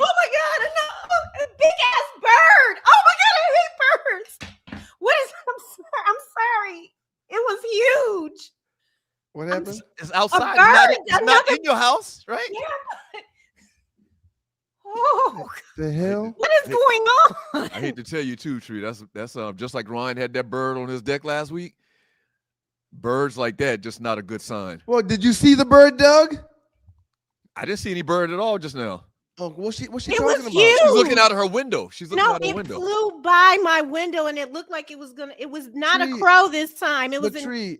But it's outside. I'm confused. What is going on? Are you kidding me? Animals. Well, you hang out with Doug all the time. He's a freaking animal. She's from Detroit, man. Speaking of Detroit again, she's from the D. She ain't never seen a bird up close. That's true. They don't have animals that live in Detroit in this thing. Doug, I've been all over the world. Where have you been? Myrtle Beach. I've seen birds. Myrtle Beach. I don't like them. They make my heart hurt. Okay. You okay? You got back together? No, it really was big, and it had stripes. Was that your bird, Ryan? I took it out. I had to take it out. It's too much, but you could just put it back in. How big was it, Tree? How big was it, Tree? It was really big. I'm saying I took it out. You have to put it back in. I don't think you should find. I don't think you should find so much humor in that meme, man. Just my thoughts. Oh God! Not that you I care. don't even have plants out there. Encyclopedia Brown. The Hawks did the most Falcon thing. See Thank you, Encyclopedia all the Brown. alignment? Hawks, Falcons, birds. Big birds outside of your window. Yeah. Big birds. Encyclopedia Brown. Thank you for your donation. Thank you for the Hawks donation, did the folks. most Falcon thing ever. Yeah, the Hawks did the most Falcon thing ever by getting smashed. And man, did you listen to the halftime report at the end of halftime that the halftime reporter gave? She was talking to which game? The Hawks beat down. No. She was talking to the Hawks coach, and after they talked, she asked him a couple of questions. Quinn Snyder. She said, "Hey, coach, do you mind if I report that? Can I say exactly what you just said?" He was like, "Yeah, it's okay. It's all good. Sure." So she came back. She was like, "So guys, I was speaking with the coach at halftime, and he told me that hopefully his team will find a way to just get through with this game so they can move on." Yeah, they were down by 40 at half. But Doug, time out. I'm glad you said that. Uh-huh. What happened to the coach that had the optimism to say what the other team did at the first half that got us down by 40, we can do in the second half to get us tied? I understand what you're saying, but that's how dare you go in there in the professional locker room and tell them, man, find a way to just get through with the damn game so we can go home? Are you kidding me? But that's not reality, though. They were down by 40, and they had quit. There was a little skirmish where two players got kicked out. I can't remember which two players right now. Yeah, man, it was just bad. It was over, man. If the game isn't over, you still got a chance to win. If there's time on the clock, you can still do something. They're about to give. If y'all got up by 40 in the first half, how come we can't tie it in the second half? That sounds good. You should be a motivational speaker. They're gonna give Quinn Snyder a new deal. They already talked about giving him a new deal. He's done a great job. You got rid of Trey, just like you mentioned. You don't like Trey. They made that move. They made a couple other moves. They bring in. Yeah, he's done a good job. He's gonna be the coach for the next couple of years to come. There, they like him. And I do think this team will be good. They just got to get a little older. I do think it's over, man. They were down by 40 at half. They lost by 50. Sir, it's not over until there's no time on the clock. It is not over. You sound like our homeboy Troy. It's the truth. It's the truth. Shouts out to you, Pastor Power Blast with the big ass. He's right. We were down to Somerville 48-0 at halftime back in 1987, my senior year. We were down 47-0. We go in the locker room. It ain't over yet, fellas. It ain't over yet, fellas. He was right. He was right. Big ass down. It's over. Sit your ass down. And he was a great guy. He's a preacher now. He's a motivational speaker type guy. But man, we weren't trying to hear that shit when Somerville kicking our ass. He's amazing. Did you see some of the video I sent you? Yeah, that was dope, man. That was dope. Okay, go ahead, Tree. Frederick Anderson, thank you. You could even share something like hold on, Tree. You could even share something like that. That's more in line with what I was talking about with pick of the day. Share a little video of you scoring the winning touchdown against Somerville in 1991. Yep, I think I picked a pretty good one to share with the people. This top 5 that I won back in the day. And as a matter of fact, I'm gonna let you know right now. Are we doing this every show or just on Mondays? Every show. Okay, and I like every show. And Tree, great choice by you to bring it in right before we do the segment where we bring you in. I like that. That's kind of like a good segue. Right. That's great. Well, Doug, this is why you're the best in the business, Tree. Didn't you recommend that in the show meeting that we should do it then? Anyway, something tells me that when we do this segment every day, it's going to be a former top 5. But from me. Well, I don't know why it would, because you have a ton of wonderful pictures on your page. And I don't know, imagine what, because you, like me, you've always been taking pictures. You have pictures probably in a box like I do that you could take a picture of from when y'all were little, when you were in college. Don't bring no top 5 up in here, please. I'm looking at do I get to choose? Do I get to choose the picture that I post? Yes. As long as I get to choose and we're straight. This ain't brain surgery, man. Pull out a picture. I guess it is brain surgery. I'm looking at a picture right now with me, you, and Floyd, man. Yeah, like it's supposed to be a trip down memory lane or a celebration. It doesn't have to be down memory lane. Your children are going to graduate. Your son's going to go to prom. All these kinds of things. Right. Come on, Ryan. Previous top 5s that was dominated by me. Here's one right here. Top 5, all Caucasian NBA starting 5. My top 5 would kick your top 5's ass, but that's neither here nor there.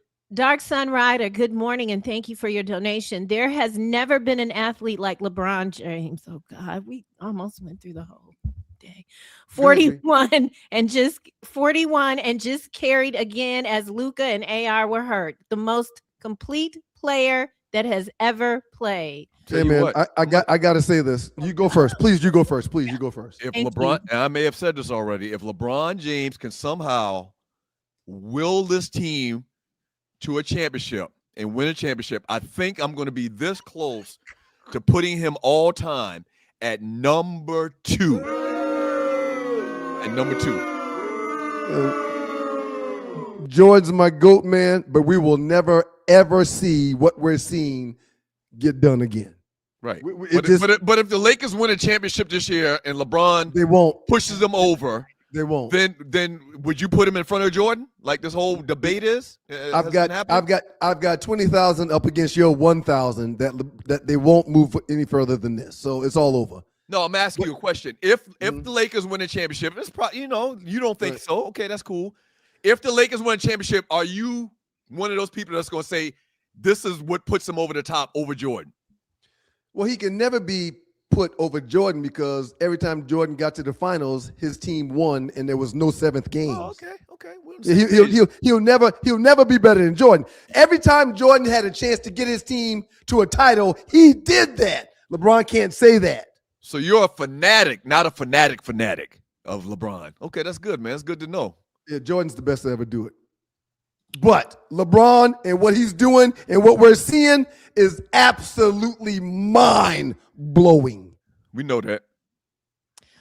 From Bussa 1914, thank you for your donation. Please wish my wife, Vanessa, a very happy birthday. Happy birthday, Vanessa! Happy birthday, Vanessa. Happy birthday, Vanessa from the Stews. And Bussa, you are down with the Two Live Stews and the Two Live Stews experience.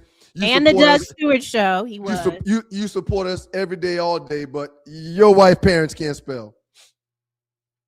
I don't want to go down that road, though. Vanessa is her name. She just said Vanessa. That's probably how you pronounce it. But there's two N's. It's not Vanessa. It's Vanessa.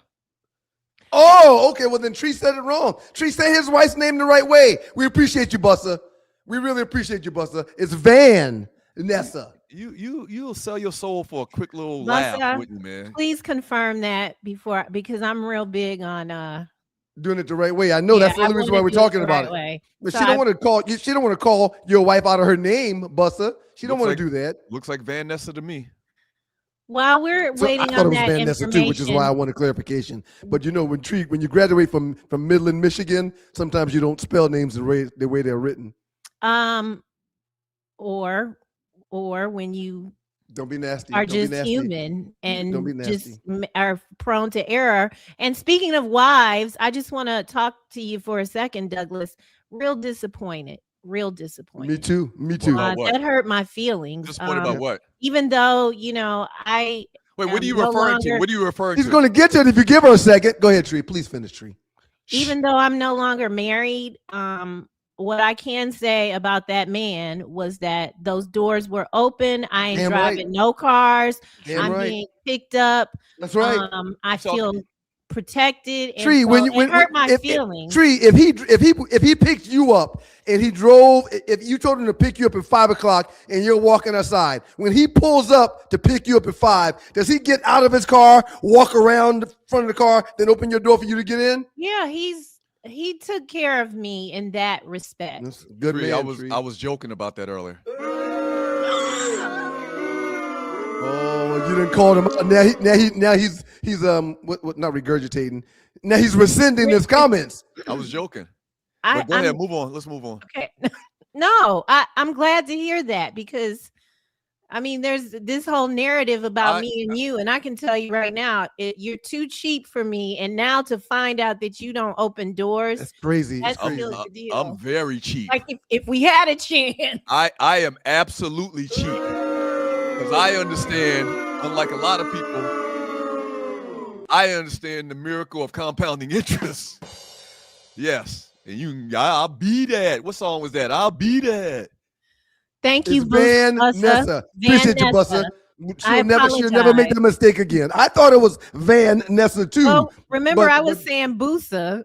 I was saying his name wrong. It was Bussa. Nothing but respect, Bussa. We appreciate you. And appreciate it, happy Bussa. birthday to the beautiful Vanessa. Congratulations, Vanessa. We appreciate you.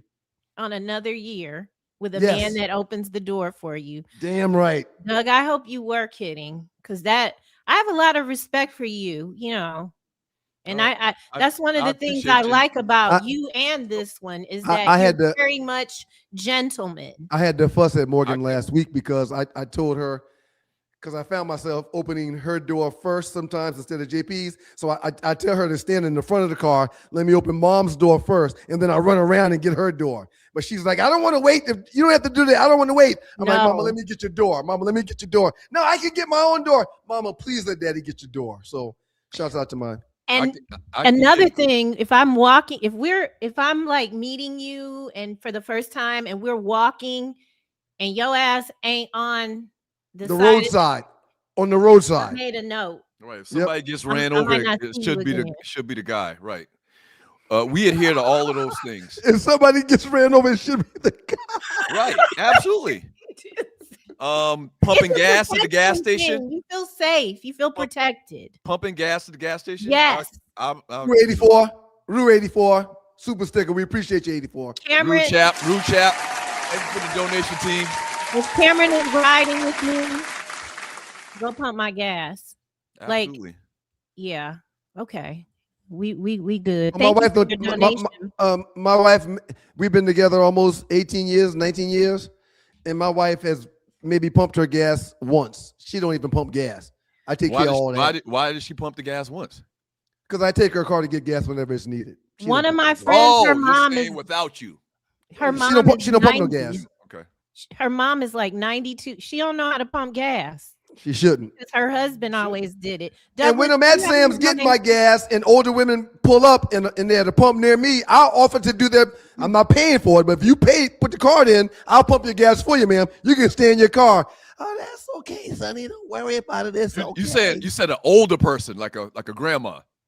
An older woman, yes. But women that's my age or younger, I don't approach them because they think I'm trying to holler. Yeah, right. But older women, I offer to pump their gas for them. I don't go up to men when they have a woman next to them. I ask the woman, like when we were in the parade and I'm passing out flyers, I'm talking to the wife before or whatever she might be. That's the protocol. That's the protocol. And speaking of marriages, happy anniversary to my second grade crush, the beautiful and sexy Tisa Scott. 14 years of love, learning, family, and travel. Enjoy your day. That's awesome, Rel. Y'all been together since the second grade. That's awesome. One flashback. And I meant to do this earlier, but I'm gonna do it now because I forgot to do it earlier. Oh wait, but before is there something involving Rel? Because if you're about to step on Rel's poles, don't do that. Yeah, let's finish this. Let's finish this. Happy anniversary, Rel and Tisa. Happy anniversary to y'all. Happy anniversary. We appreciate y'all. We appreciate y'all. Thanks for the donation, sir. And Tisa, I know it's a lot of bullshiggity you got to put up with, so we really honor you on your anniversary. Happy anniversary, Tisa. Went left. Go ahead, Doug. Doug, chalk down some of them donations you got. So shouts out to Anthony Ward. His daughter, Mackenzie Ward, is graduating from high school, I guess. But congratulations. She sent me an inbox about that. That's awesome. Shouts out to Mackenzie. Good job, Mackenzie. Well done. Remember earlier, y'all, Arley mentioned something about Russell Simmons and Kamora Lee Simmons? Yeah. How old she was when they first started seeing each other? Yes. She was 16. Yes, 15. What? She was 16. And Russell is 18 years older than her. So she was 16. Do the math. I put him right at that's 40, right? Oh, that's not good. That you know of, Doug. Do any of your daughters have a propensity? I'm not suggesting when they were 15. Now, today, in 2026, do any of your daughters have a propensity towards older men that you are aware of? Not that I'm aware of, no. Okay. Not that I'm aware of. But if Uncle Ryan meets some older dude with my nieces, it's gonna be on and popping. Y'all remember the episode of Good Times? You remember the episode of Good Times when Florida brought home? She brought home several older guys. Not but Florida. One in particular. Florida was the wife. It wasn't Florida bringing people. Not Florida. She was married to James. No, I mean Thelma. You're calling her an adulteress. Florida was not an adulteress.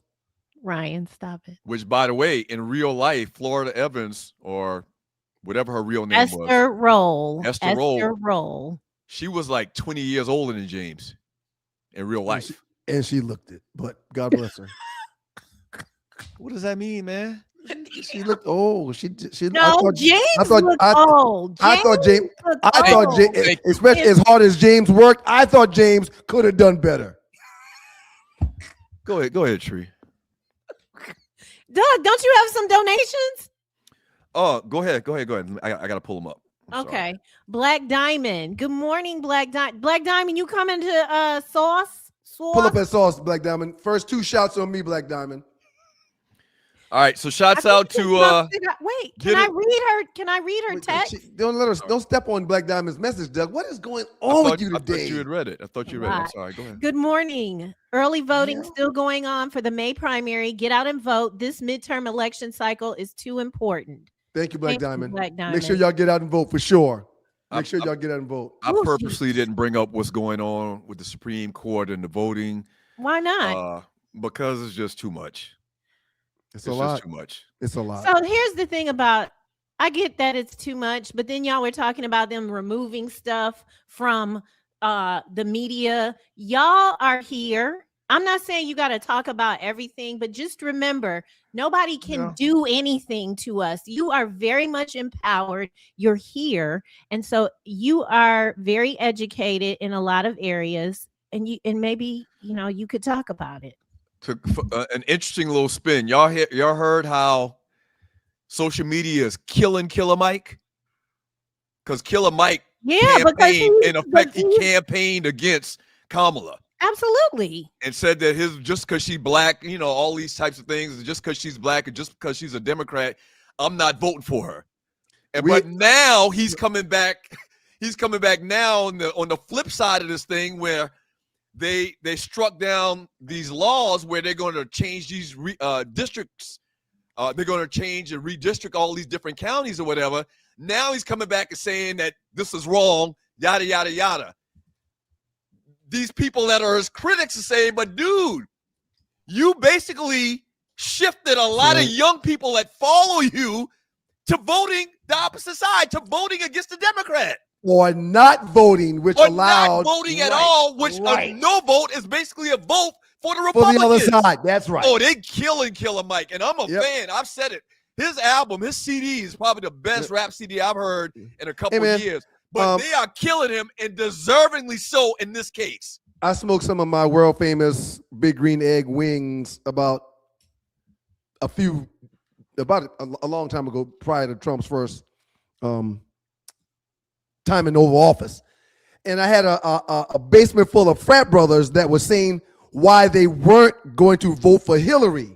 And my whole thing to them was, hey, man, I hear you and I understand they had beef with Hillary and the Clintons for several different things. But I'm like, if you don't vote for her, you're giving a vote to the racists on the other side. Right. Oh, no, that's not the case. No, that's not the case. So. And now today, when I see those guys that was in my basement now, I always bring it up. You remember the conversation we had in our basement? And they all regret it. Man, they all regret going against Hillary and allowing Trump to have the advantage because of it. I got a LB that making your I don't even bring up this conversation because when they were campaigning and Kamala had Meg Thee Stallion come out there or something like that, he keeps bringing that up as a joke. Just forgetting that Trump had Kid Rock. Okay, that doesn't even matter. That didn't matter. Right. But he just on and on about Kamala not black. Kamala, even though her daddy is black, even though she went to Howard University.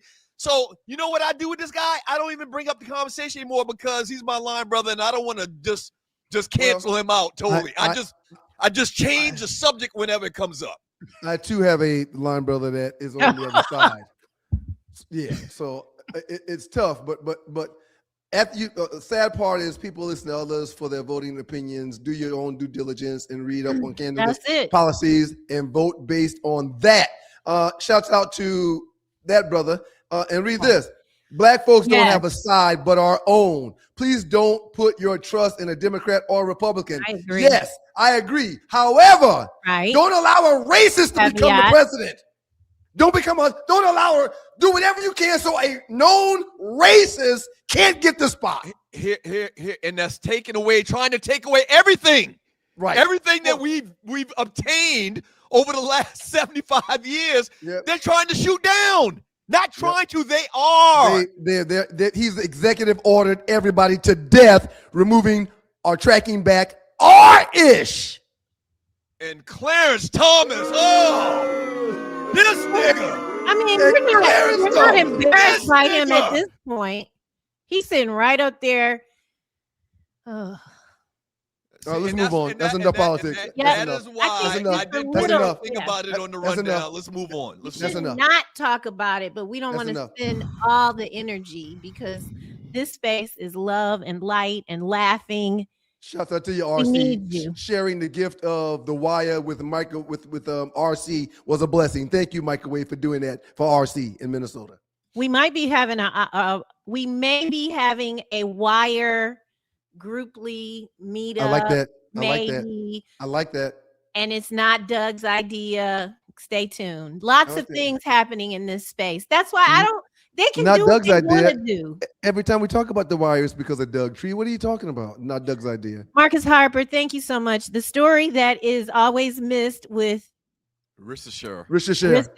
Thank you. It's funny to say. Alex Sarr was the best player in the draft, and he refused to play for the Atlanta Hawks. Why is that? Because they got a mojo on them. Because there's a mojo. Exactly. That's exactly what we're talking about. He knew better. He knew better. And we read through those names. I didn't even realize there was no real dominant player like in years past that came out that was obviously the number one pick.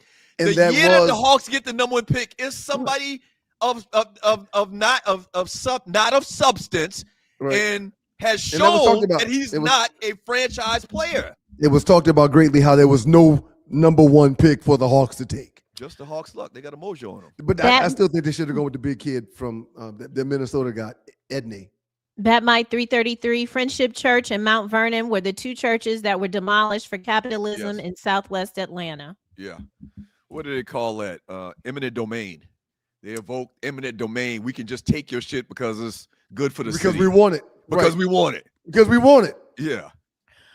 Doug, all right. Well, how about this? How about y'all losing a playoff game at home by 52 points? How about that then? That's what the church people are saying right now. Good morning, brother man. How are you today? God bless you, brother man. Thank you, man. Thank you for all the get his music. The music is already there, Doug. We're just waiting on you to do what you're supposed to do. Shouts out to the brother man who donates a big C note to your boys. Yeah. Thank you, brother man. Thank you, brother man. What up, though? Brother man says this really makes me look at look at the BET sale to Viacom. So he's saying that all the things that are going on is causing him to rethink the sale that BET made between them and Viacom in the worst light than he ever did before. Mm-hmm. All the shows being canceled. They're rolling it back. They're rolling everything back. Brother man also wants you to know that Cardi and Megan are in their legal profession. Nino Brown was a criminal. I didn't want to go off on a tangent and keep going down that rabbit hole, but yeah. Thank you, brother man. You shouldn't try to upstage or belittle what Cardi and Meg are doing. That's legal. No, but what the point of the meme was, what's the result of their work? The result of their work, the result of Nino Brown's work was drugs in the community. Right. The result of Cardi B and Megan Thee Stallion's work is little girls walking around naked and talking about wet ass poo nanny. Well, wet ass poo nanny is preferred when it comes to poo nanny. Over drug, yeah. Okay. And secondly, one cannot be done because it's illegal. And the other is these women hustling to provide for themselves, their families, and their community, which is what I was telling you about what they're doing. They're providing for they're building community with what they do. You such a, I'm not gonna call my brother. I'm such a what? We come in here and talk about wet ass Nucy and all that stuff. But what do? I tithe with my bread. So if Morgan, my niece Morgan, tomorrow says, I love Cardi B, I love Meg Thee Stallion, I'm going to start acting like them and talking like them. Are you okay with that, Daddy? That's what are you going? Okay. Hold on, Tree. Right. He got it.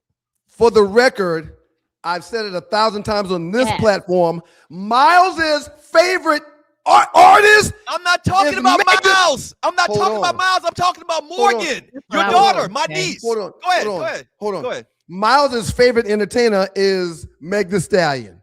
And the other side of that is that if Morgan gets reminded every day like she does to be and act like a lady, if that's what she decides to do, as long as she's acting like a lady, I'm fine with it. But I'm fine with it. These women ain't doing nothing illegal, sir. This is they my ain't breaking the laws. Once again, he ignores the question. Very Trumpian. He ignores the question because he doesn't want to give the real answer. But Doug, look at what that might said. He's a pro and this is true. We listen to stuff, right? And I'm not, popping my coochie or, but I like so what Batmite is saying is the statement I make about Meg Thee Stallion and Cardi B being influential to these young people, he doesn't believe that. He doesn't believe that they're influential to the young women. What he's saying is the show is named after 2 Live Crew telling people to pop Nudesy. Thank you. But that's okay. Why? Oh, because we're men. Oh, we're guys. That's okay. Doug, you turned out okay. You listen to Fuck the Police and go ahead, Tree. Go ahead, Tree. Please, just yeah. You trying to shame and belittle black women that's providing for their people and saving communities? Don't do that. So we got enough to deal with. Don't do that. You think Cardi B and Meg Thee Stallion are up here are out here being a good influence on young kids, young women? Sir, get out of your own way. I talked about a whole list of stuff those ladies are doing that's good for the hood. You focus on what you want to focus on. Congratulations. They ain't breaking no laws. You're definitely being Dolores Claiborne right now because they ain't breaking no laws. But we listen Dolores to Tucker. Yeah, that later. Well, who's Dolores Claiborne? That's a movie. Yeah. You're definitely doing what they did back then. And you're because I can't believe someone's on here trying to argue that Cardi B and Meg Thee Stallion aren't detrimental to the black community, in particular young ladies. I can't believe anybody's on here trying to debate that. We had a bus full of listeners when we went to we had a bus full of listeners when we went to Soul on Ice. We took them to a hockey game. A lot of them have never been. We bought them drinks and food. And after that game, I asked the bus driver to take us all to Magic City. What does that have to do? Hold on. It's okay, Doug. What does that have to do with grown your consenting? Right. Come on, man. Come on, man. What does that have to do with male consenting adults going to an adult club? There were females with us also. There were females with us also. There were females with us also. With agency over their cats. Right. Go ahead, Tree. Right. Yeah, but yeah, now Meg and Cardi some hoes. Man, if you don't stop it. You do sound. They call themselves hoes. Right. They do. Oh, okay. Yeah, they do. Go ahead, Tree. No, I think you call them hoes. Yeah, I've never called them hoes. I've never called them hoes. Right. I've never called them hoes. Go ahead, man. Yeah. Ahead, look, man. My daughter really gets frustrated when I say, Morgan, ladies don't do that. And I say it 3 or 4 times a day. Baby, I know what you're going to say. You're going to shoo me away, but ladies don't do that, mama. Act like a lady. She hears that from her father. Tony Dorsett, thank you so much. He says he'd rather have no representation than bad representation. Talking about the cancellation of the Love and Hip Hop. Terry Clark says, I watch YouTube more than I consume television now. Go back to that one more time. And you're watching Two Live Stu's Experience. No. So what do you think? What do you think about that statement he just made? He said he'd rather have no representation than bad representation. Congratulations, Tony. Getting rid of Love and Hip Hop and all them silly shows. I disagree with those silly shows being removed. Demoralizing shows. Go ahead. That's just the precipice getting rid of those shows, to get rid of everything else that looks like those shows. And y'all are overlooking that. Y'all are ignoring that. We start with this. Right. And then we'll move to this because they allowed us to do that with this. I understand that point. That's the only point. No, clearly you don't understand it. Because your mic is low or something. Right. Yeah, it's okay. I get it, man. I get it. Yeah. Yeah. I don't care. Maybe I'm very. It's the same guy that used to play "It's a Man's World." That's what this is reeking. You think it's a man's world? Maybe I'm very sensitive to this subject because I got 3 daughters. Would you all like and I absolutely know. Even though they came up in different eras, kind of. Kara's the youngest; she's 21 years old. I absolutely don't want my daughters, or never wanted my daughter, to take cues from Cardi B and Meg Thee Stallion. Damn, Kara's 21 years old already. Gracious peace, that's crazy to me. Terry Clark I never wanted Kayla, my middle daughter and my oldest daughter, to take cues from Cardi B and Meg Thee Stallion. And hell, we can go back to Nicki Minaj. I did not want them listening to Nicki Minaj. I know you don't want to know this, but maybe one day when y'all are just sitting around, look at their phone, go to their Apple Music. So what? Just But do it. but that has nothing to, they may be listening to that stuff, but it got nothing to, it has And they're no fine. it has They're fine. Hold That's on. the point. They're fine. That's the point. But it has nothing to do with me not telling them to listen to it. Right. Or telling them to listen to it. It don't. That's a decision they made on their own. Oh my God, it's 10 o'clock. Are we done with the super chat? No, let's go. They never heard me try to promote Cardi B and Nicki Minaj to them. Never. Are they done with the super chat? No, we're not done with this. We're done with super chat. God damn it. I'm in here arguing with y'all. We need another. All right, I got two more donations. Guys, I wanted to read everybody's stuff. I love this content. I've been searching for the stews for years. I'm going to read the new people, Doug. Say hello to Rahaha Wahaha. Rahaha Wahaha 364 Goose King. Thank you. Go ahead, Doug. Thank you. Shouts out to Osiris. I think I mentioned him earlier. And shouts out to Kirtland Hayes, who sent us a $15 donation. Osiris does $40. Thank you for all the donations, man. We really, really appreciate it. We can't say it enough. The great Rel Scott. Thank you for helping us keep the lights on. Thank y'all. Thank you, Rel. Thank you, Rel. Looking forward to spending part of my anniversary celebration. Rel's going to be here on May 28th through June the 1st. I gotta go use AI. I fucked up some shit, and now I need to use it. I love y'all. Tree, before you go, look at Luke's next message. After the show, Ryan got to throw that chair in the chatter.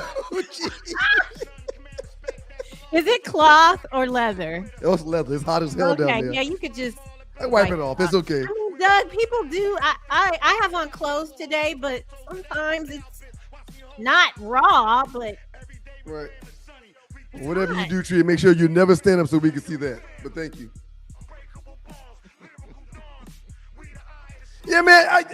We'll talk about it after the show. I don't want to go. I don't want to stay on the platform talking about this, man. But very disparaging comments about Cardi B and the great Meg Thee Stallion. Maybe y'all need another show. Maybe y'all need another show. You know what? When we can dig into issues like this a little bit deeper, Tree. Night, and y'all can just go off and debate. That's a great idea. I just don't understand how you come on here and I don't know what kind of liberal Larry role you tried to play since we came back to doing this show 2 years ago. But everything to you, the way it comes across is everything to you is okay. Right. Well, yeah, man. Everything to you is okay. If it's okay for one group to say F the police or suck this, suck that, suck this, then I'm okay with somebody else expressing their same rights within their music. I'm fine with it. It's music. I'm fine with it. Yeah, my kids ain't being taught by them. My kids ain't aspiring to be them. Brassman X. Parents are responsible for telling their daughters to act like ladies, not rappers. I don't say, Morgan, act like a female rapper. I say, act like a lady. Or Morgan, do you ever see your mother doing that? Baby, if you don't see mommy doing it, you probably shouldn't do it either. Yeah. That's what she hears. Yeah, but on one side of the neck, you're defending keeping on loving hip hop and all of these reality shows that are garbage. Right. They're trash, and they're very influential to these young ladies. You don't even want to acknowledge that. The only thing that would be seen now, it's very hypocritical for you to say one thing on this hand and something totally different on the other, and then you put it in the guise of being liberal and letting everybody do and say whatever they want to say and do. I asked the question earlier. Nino Brown gave away turkeys at Thanksgiving, but we're going to forget about the drugs. You ignored it. You answered some other question. I tell you all the time on this platform. Answer the question. I ask you all this time on this platform to talk about real shit. Don't bring up no movie shit in real situations. It don't work like that. It don't work like that. And secondly,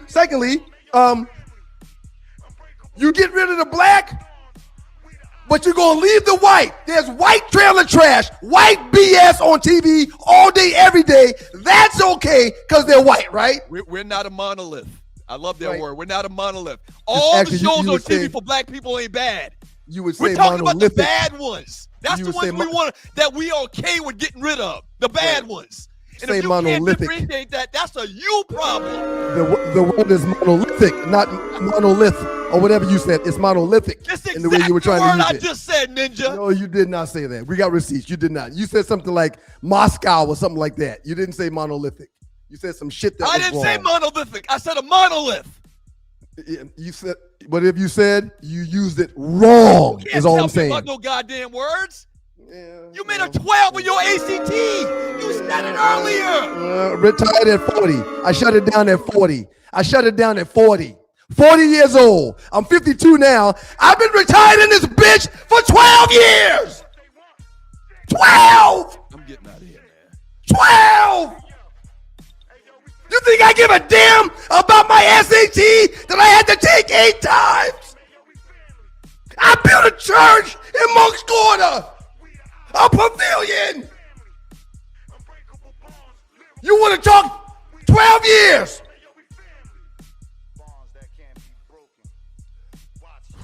Woosah. A+ the Tree, outstanding job today, Tree. You did it, girl. Arley, outstanding job today. You came in here with several different hairstyles and everything. You go to, girl. Shouts out to my man, Microwave. John Fisher, you killed it, homie. You came in here and killed it. You set the bar for chopping it up. Microwave, you did that. Shouts out to you, Doug. You get an A+. Everybody that super chatted, y'all did it because we need y'all's money to hire the staff that we're going to hire to make this thing do what it do. Thank you, all the super chatters. And for the people that made comments, y'all gave us conversation, talking points, and commentary. Thank you. Y'all get an A+ too.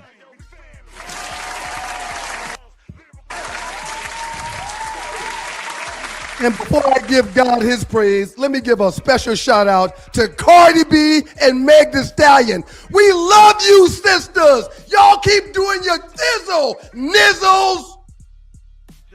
God is good all the time, and all the time God is good.